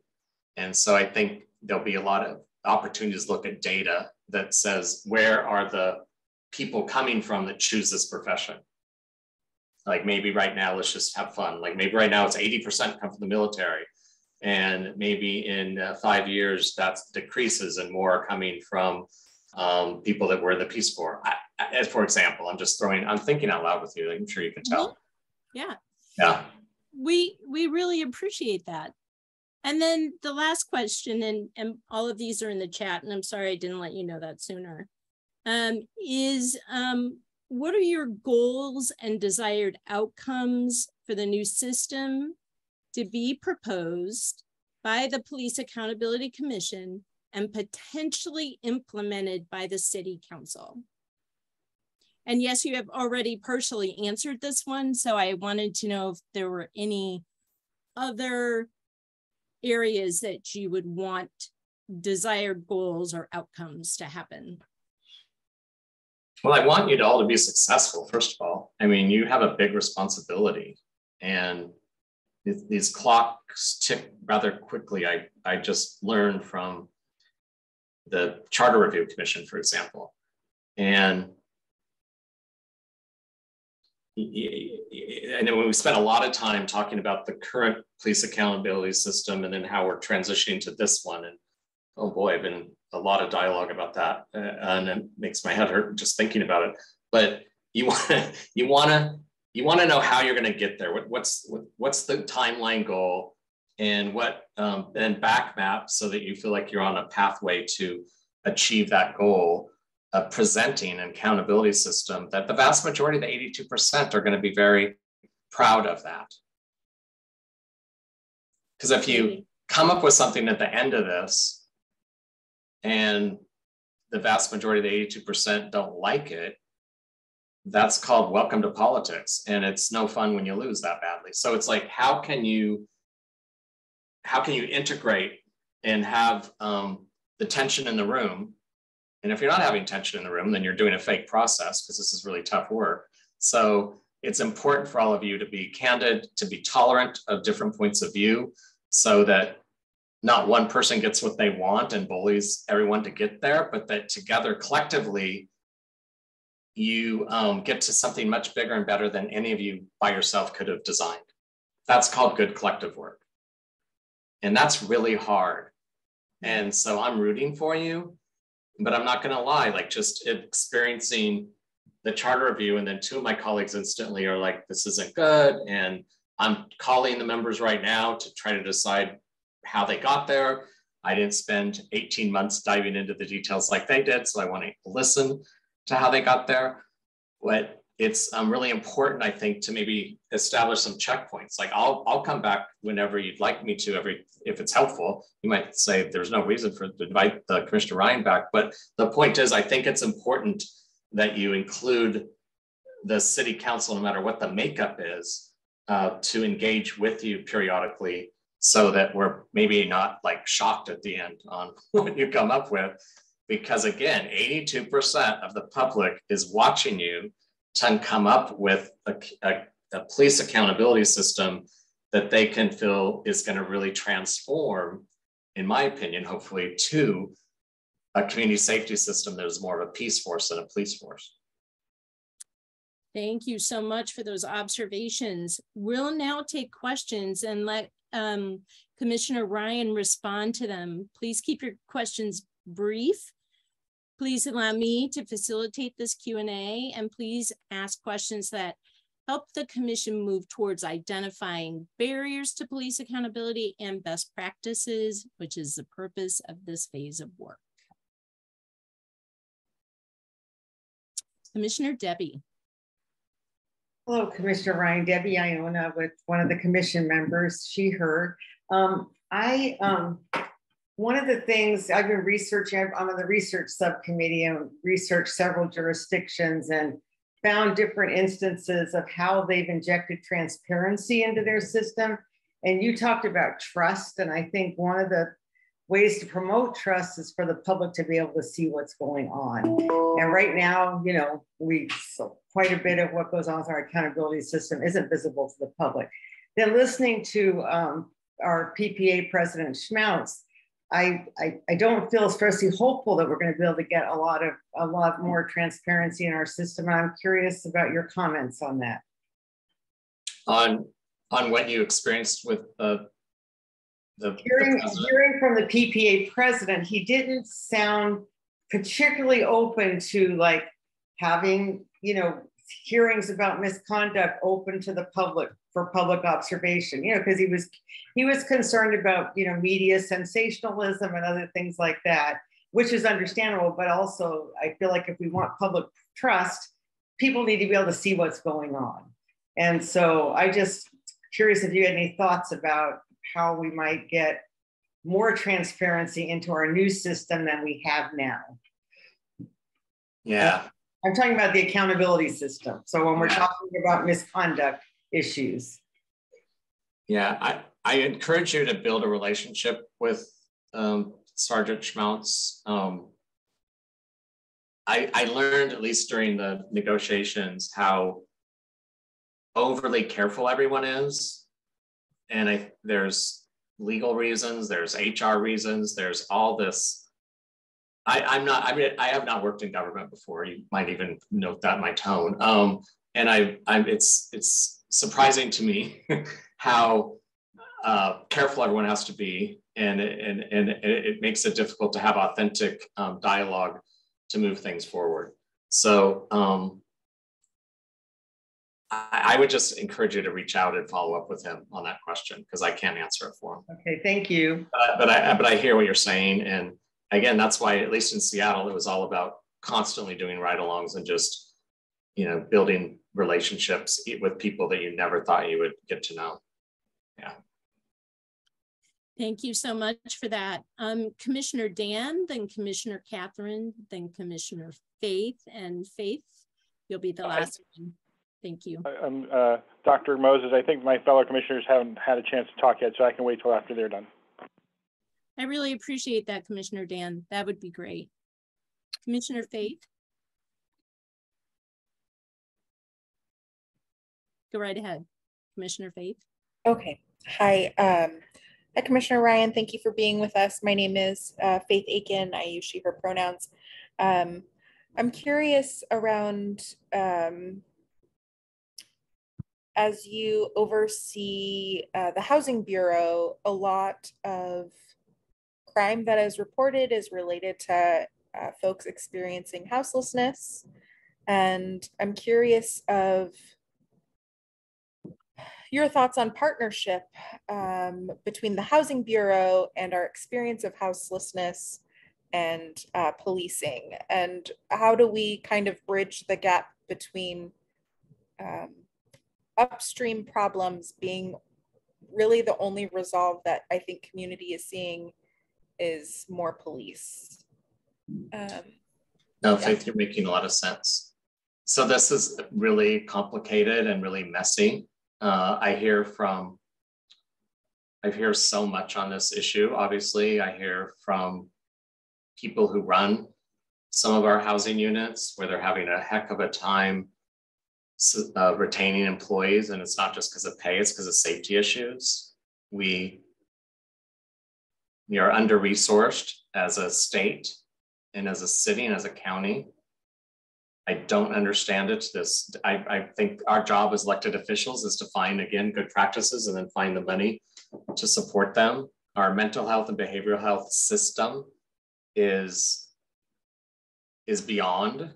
It's usually towards the bottom in most states when you look at very objective measurements.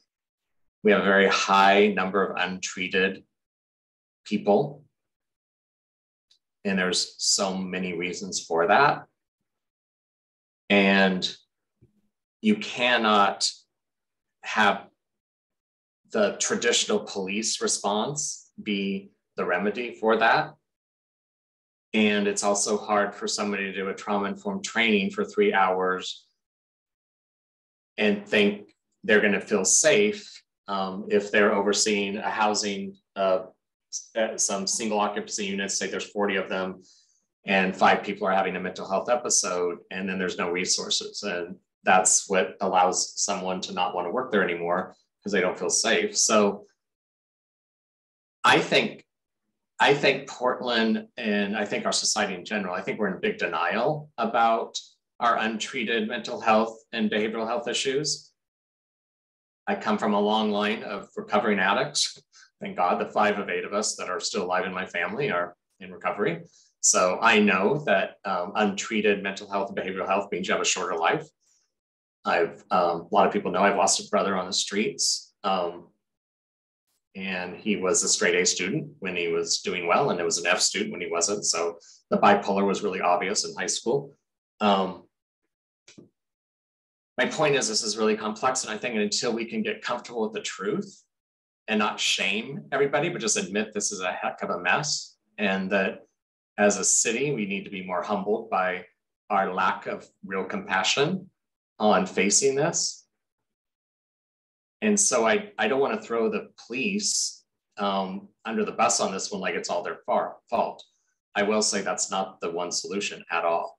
And so, you know, I've been trying to open these things called Safe Rest Villages, and it's like going to, it's a very different audience than the one tonight. So I'm with a group of people that never want this in their neighborhood, where the background checks on everybody that's going to be put in there. And I'm like, well, this is about services, it's about building resilience. They're going to be, we're about having people heal and move forward.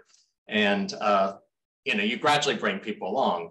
And I do find that the quiet people are often your biggest fans, but again, they're quiet and they don't show up at the meetings. So I don't mean to get off track. I think I'm just trying to be present with you that this is so complex. And I think as a society, it's kicking our butt.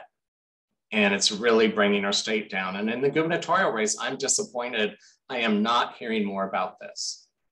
It should be the top issue, I think, in the gubernatorial race. I don't want to live in a state that continues to be in last place when it comes to mental health and behavioral health. And I know that you don't either. And we do need to see how these things intersect. And we're never going to solve it by offering more police as a solution. Thank you, Commissioner Ryan. Commissioner Dan, and then Commissioner Catherine, and we're going to try and get you out of here probably about 2 or 3 minutes after 9, if that's okay. Oh, it's really great. I just want to end on that one. That's why I worked really hard to leverage more money when we had both the county and the city had some extra funds. I wanted there to finally be a coordinated approach with the city and the county. The handoff between the city and the county on homelessness, on community safety, on really a lot of issues, has a lot of fumbles, if you will. We're not a system that coordinates well. And we've got to improve on that. So, all right, I'll get off my soapbox. Thank you. Commissioner Dan, then Commissioner Catherine. Good evening, Commissioner Ryan, and thank you for your kind words before. Just as you're talking about the brain scramble from a hot room, look, you should know it's 91 degrees where I am because I had to turn the air conditioner off so I could hear this meeting. So it's really warm. Dan, you have to drink a lot of water. Here, let's drink water. I'll drink water. I'm doing it. All right, anyway, so my question to you, you attended as a city commissioner or were part of the hearing where the Citizen Review Committee brought a case about a woman whose car was towed and the police officer failed to take a report. And I think you even brought forward the motion to support the CRC's sustained finding against that officer. I don't know if we even know from the public whether that officer actually got disciplined for failing to write that report or not.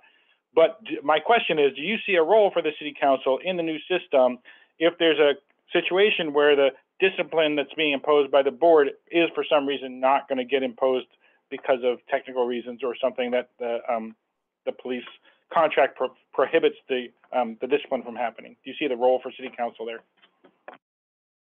Thank you. Yes, but I'll need your help. Tell me more, Dan, on what would be the next steps.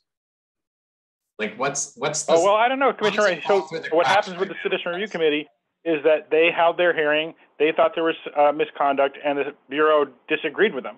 And when that happens, that the cases currently go to City Council. Now, the ballot measure envisioned not needing City Council because the board itself is supposed to be imbued with those powers. But the words of the charter actually say, to the extent allowable by law. And so what I'm concerned about is that there may be a situation where these Loudermill hearings, these due process hearings we were talking about with Sergeant Smout, where the officer is going to come in and say, I had a bad day, you shouldn't punish me. And the police are going to disagree with the board. And then the community is going to be frustrated that the board doesn't have the powers they thought it did. So I wonder if there's a place where City Council might step in until and unless there's a legal ruling that allows the board to do the discipline, where City Council can step in and support the board in the decisions that they make, in the way that you did last year with that case about the towed car. Yeah, I would love to hear your recommendation on how we can mitigate that. Here's what happens in my job. So you think you made a great decision, you think it happened, and then you find out that the outcome wasn't what you desired. One of the reasons why I tied some staffing into both the Safe for Us villages and the permitting is because I'll tell you right now, none of them would have moved anywhere if I wouldn't have put that into the budget, because the culture in the city is going to keep generating the same outcomes without some major disruptions. And I'm just learning that. I know it's different, but trying to build something that's so common sense and necessary to give people a humane restorative opportunity to be literally have somewhere safe to sleep and to get services, and the amount of internal headwinds I faced, if I would have just passed that policy and said, go forth, city and county, because you're going to really receive this policy from a commissioner when most people and staff are like, I will outlast you, I will outlast you, I will outlast you, which is code for like, you're just an elected official that will come and go. So who are you to actually make an impact? So, you know, we got to build capacity here. And so I think as a commission, you've got to figure out how to get to those core issues below the iceberg, like you're doing right now with this topic. And that actually is more compelling sometimes than the predictable surface stuff that people will expect you to do. Thank you. Thank you, Commissioner. And I even think that's some of the rub with the Charter Commission stuff right now. It's like, we have 23 bureaus, people. That's too many. And that's where you see the challenge to move work, because this is the culture of the city and the county. It's not my fault. I'm going to blame this. I'm going to blame that. So I encourage you, when you're having questions like this from Dan Handelman, that you figure out what's below the surface here, what's below the iceberg. And that's where the culture is. And to be brave enough to get into those weeds and then figure out how that bubbles up. I hope that made sense. Yes, thank you so very much. Commissioner Catherine, you're our final person in this line of questioning. Okay, thank you.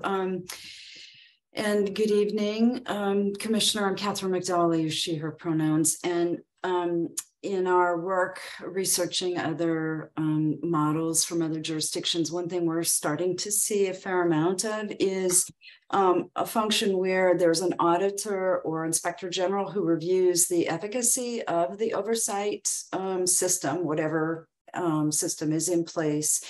And I just wanted to get your thoughts on how something like that could work in Portland. I mean, logically, it would be through the auditor's office. I understand just in all of this transition, there's tension that has gotten created over these issues with the auditor's office. So I guess I just would be interested in your perspectives about, is that a function that could be assigned to the auditor's office within our city framework as it currently exists? Or would, if we want to create that kind of inspector general or oversight function, does that, in your view, would that need to be created separately from the existing auditor's office?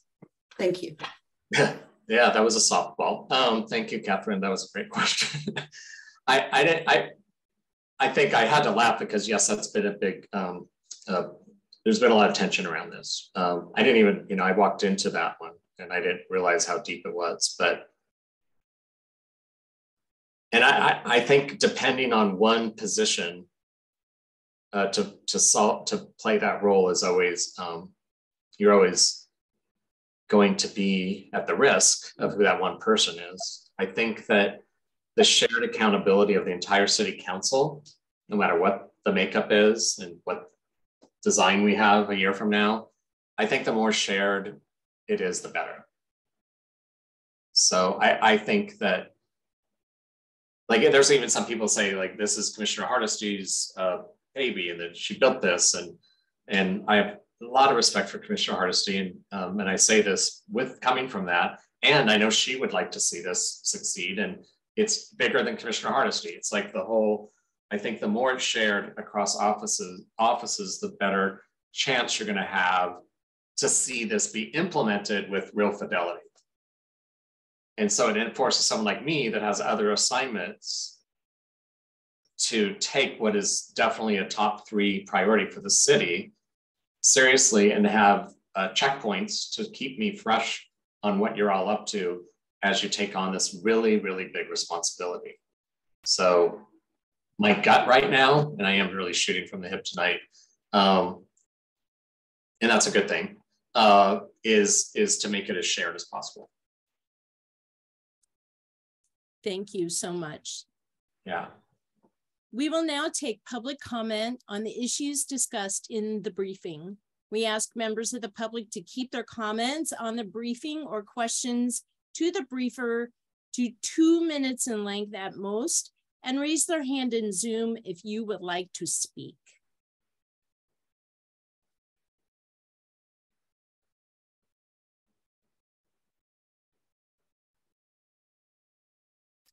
I do not see any hands present.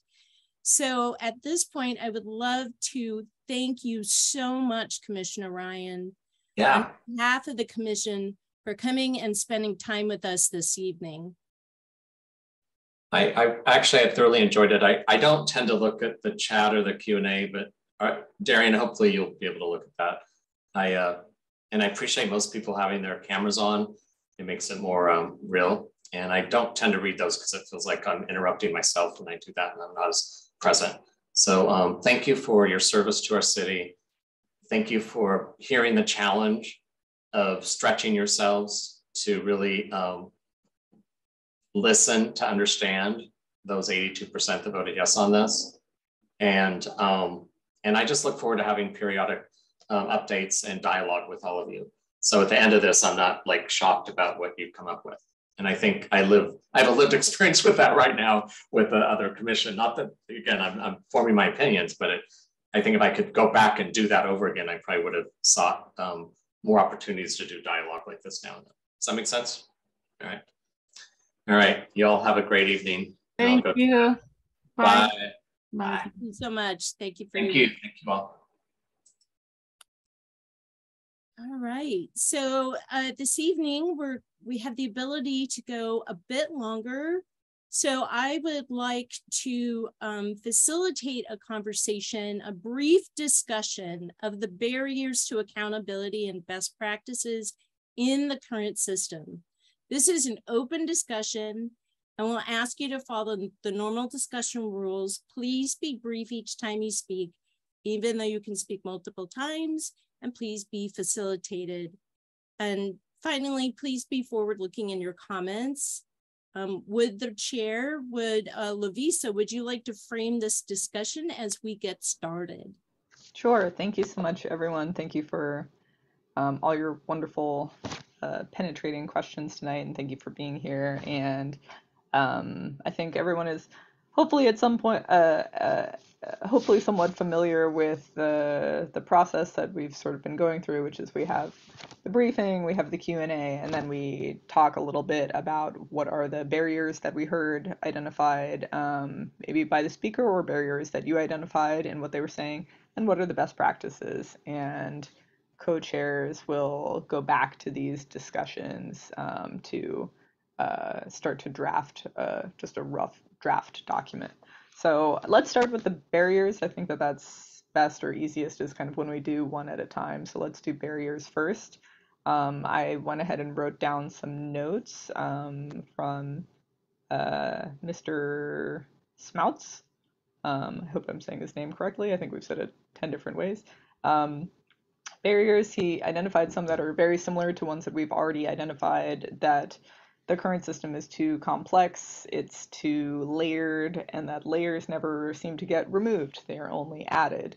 That was sort of the first one, sort of super complex system. And the second one he identified is that the process takes too long, and that the outcomes of the process taking too long are that it deprives the community of closure, the sort of the immediate community, it deprives the public in general of closure, and that it deprives the subject officer of guidance going forward about that behavior. So that said, I want to open it up to barriers. We can also do, Dan Ryan mentioned trust as a huge barrier in the current system. Trust, there's no trust between public and the police, and he mentioned in particular just he said sort of a big gulf, I kind of missed the word exactly that he said, but sort of a big difference between the average citizen and the average police officer. So if anybody has other things that they kind of caught as far as barriers, please add them. If you identified sort of the same barriers or heard the same things, it's, helpful for people to say the same thing over and over. So never feel like just because somebody said something, you can't say it. You're totally welcome to say the same thing.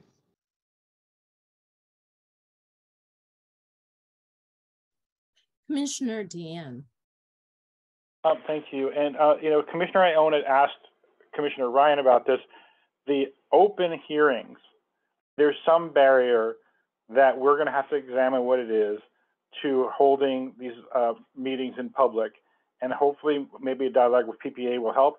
I would like to offer to the commission that we did an analysis. I think it was when 8 out of 10 officers had come before the Citizen Review Committee. That's as many as came before them in the entire 20, however many years it's been in place. And I'd like to be able to put that into a document that we can send to the to Sergeant Schmautz, but I don't want it to come personally from me or from Copwatch. I want it to come from either us collectively or at least through the staff. If people are okay with that, I'd like to introduce that that analysis and share it with him, because he said he couldn't confirm the data I was talking about, and I think it's really important for him to see that, how officers fared better when they showed up at the meetings. Thanks, Sam. Could you say again what type of meetings the cops were showing up to? So the Citizen Review Committee hears appeals in a public meeting, and they're supposed to say Officer A and Officer B. Most of the time, the officers don't show up. About 10 times in the entire 20 years they've been here, officers have come to the Citizen Review Committee meeting. I think only 2 times the officers walked away with a sustained finding on their record because of the CRC, and even at that, they might have gotten wiped out after that. Most of the rest of the time, they downgraded the proposed finding for what the person who made the complaint was expecting, because the officer showed themselves to be a human being in front of the commission or the committee, and I think that really worked in their favor. And I'm not saying that I want that to be the outcome all the time, but I think it's really helpful to have, we're talking about restorative justice and having this dialogue, having the officers face to face with the community and hearing what the concerns are can be more important than necessarily taking 2 days off without pay. You know what I mean? And that's something I agree with Schmautz about. Thank you, Commissioner Dan. Commissioner Debbie.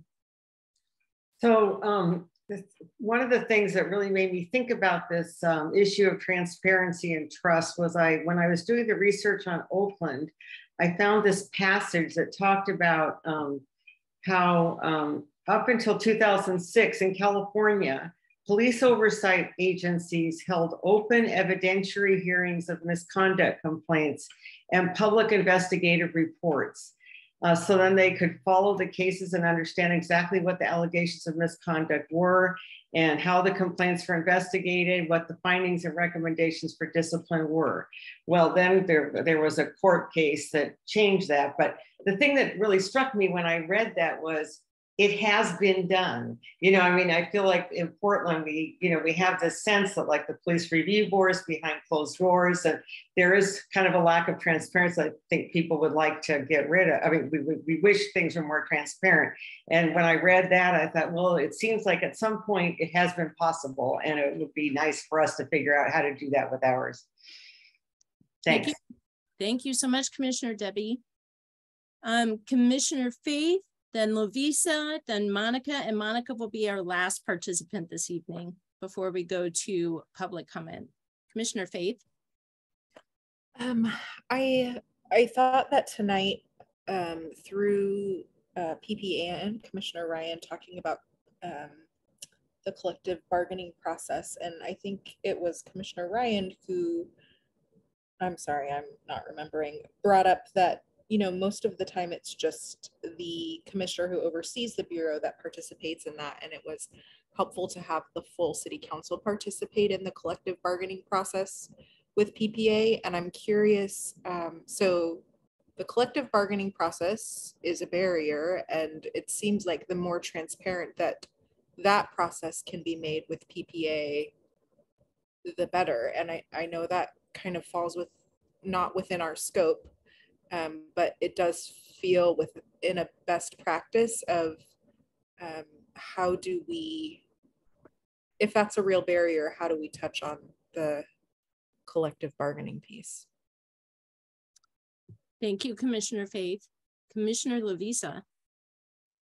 Sure, I just wanted to say quickly that I definitely agree and wanted to echo that Smouts had brought up procedural justice, and in particular Garrity versus New Jersey, and that, yeah, those absolutely are a barrier, specifically at least to transparency. So and also thank you for everybody who mentioned collective bargaining and just figuring out where we not I don't know, not where we fit in, but perhaps where we supersede collective bargaining. And I mean, there are so many questions that I had today, or that it seems like we had today, that are questions that will need to be answered or advised by attorneys who can help us sort of read how all of these legal puzzle pieces fit together.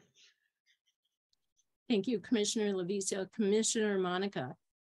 Yeah, when I was researching Philadelphia, what I found and how they dealt with this issue of transparency was that they publish reports of all the investigations, unidentified first while the investigation is in process.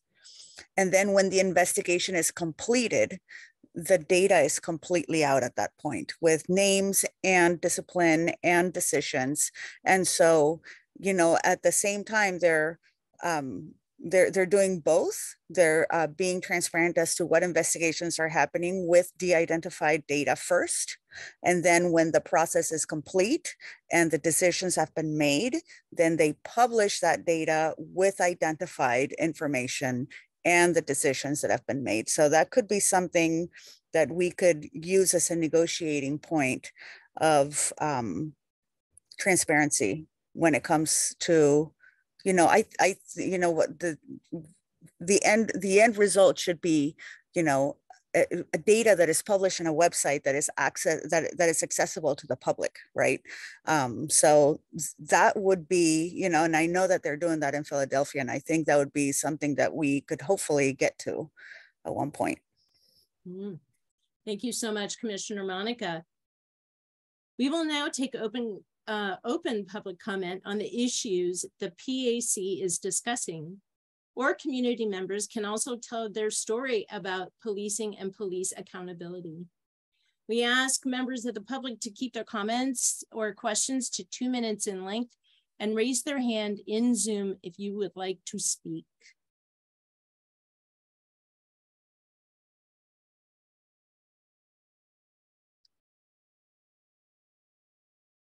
Do we have hands raised? I do not believe.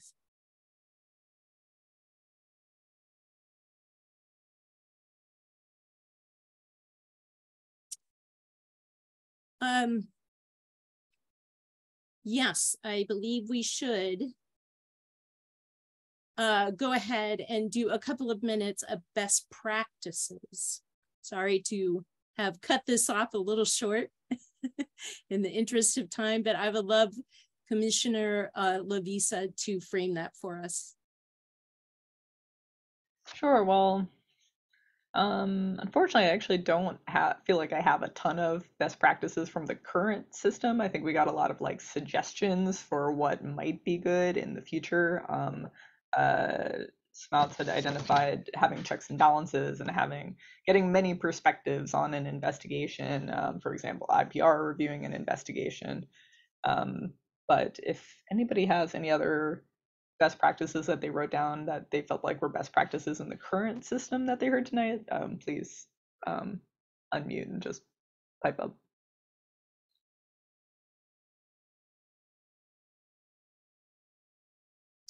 Okay, there we go. Thank you so very much. We are going to go ahead and go to the garden plot recap. This is a time to summarize any items already brought up today, which didn't fit into today's agenda. We'll recap those items here and use them for developing future agendas. We won't be using this time to add new items not previously mentioned or discuss them, but we will use this list to develop future agendas so the items can be addressed. So Victoria, do you have any garden plot items? At this moment, I don't have any garden plot comments. The CSD support staff, they do have some. Oh, wonderful. Yes, please go right ahead. I can let the commissioners with their hands raised go first, actually. Okay. Commissioner Lavisa, then Catherine, then Faith. I'll be really quick. Sorry. I just remembered they mentioned, or they both, I think both Smuts and Ryan talked about the addition of training as a new disciplinary option. And I thought that that was quite interesting. Thank you. Commissioner Catherine. So I thought it might fit in the garden plot, the suggestion that we got from Commissioner Ryan for periodic check-ins with members of the council on here's where we are and getting their feedback as our recommendations become more concrete. And I generally have a sense that our briefing, my view is that our briefing should be continuing, that we should not say that was this phase and now we're moving on. I think consistent with what Ryan was suggesting, we should have ongoing briefing, even if it means coming back to people we've already talked to. Thank you. Thank you. Commissioner Faith. Yeah, I think Commissioner Handelman's suggestion on sharing data with PPA would be in the garden plot as something we could discuss of how we do that. Thank you. And staff. Yeah, I was actually going to speak to what Commissioner and Co-Chair Faith just mentioned and say that that particular item could be expressed in multiple ways, one of which is as sort of a reference point to the areas of agreement for barriers and best practices, or a standalone thing. And regardless of the methodology of that, if there is a communication to do that, then staff can of course pass on whatever information to whoever that the commission would like. Thank you. Thank you. Commissioner Christian, I believe your hand was raised. Oh yeah, sorry, I didn't know if there would be time for it, so I lowered it. Go right ahead. Oh, okay, cool. Yeah, I just thought that, I don't know if this is in the garden plot, but I thought Commissioner Handelman's question to Councilor Ryan, I don't know if that's what you call him, Councilor Ryan, about the council's role in overturning disagreements between the whatever police organization and our commission that we're going to, the system that we're developing now, like the clashes between those two. I thought that was something that we might want to consider in the future. And that kind of goes along with the barrier of procedural, what's it called? Procedural justice or whatever. Because all of those things seem to be really complicated. That might be something to ask an attorney or someone with more knowledge. Because yeah, that seems like something that's going to come up quite a bit. And it seems like a pretty big, also that's related to the charter as well. The note about how our power only goes as far as they get into the law. So that was something that I thought was important. Yeah, thank you. Thank you so much for that. Commissioner Seamob and Commissioner Monica, you're at the very end of this. Right ahead. Thank you. Just real quickly and briefly, Commissioner Handelman put in the comments about allowing the IPR board members at the table for the bargaining. And I think that reading that into the record and speaking that into the air is an important suggestion that he put in there. And if there's anything else that you want to expand upon that, I'm welcome to hear it. Thank you, Commissioner Seabob. Commissioner Monica.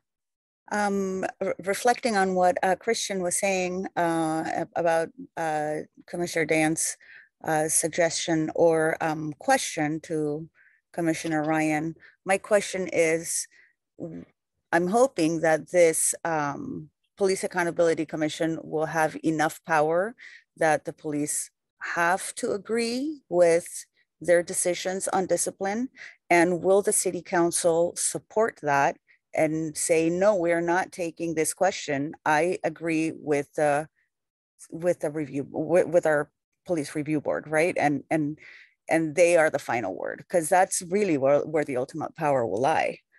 Not bounce it back to the city, but just keep it within the commission, is what I hope. Thank you, Commissioner Monica. Thank you to all of the members who attended this evening's meeting and for your contributions today. Thank you also to the interpreters supporting access to the meeting of the Police Accountability Commission and its subcommittees for all Portlanders. Thank you to our briefers for coming and spending your time and sharing your thoughts with us. And thank you, finally, to the members of the community for attending and contributing your thoughts and questions. You can give advanced public comment prior to future meetings at tinyurl/PortlandPAC-comment. And you can sign up for email updates on the PAC's work at tinyurl/PortlandPAC-updates. It is now 9:22 p.m. and this meeting is adjourned. Thank you.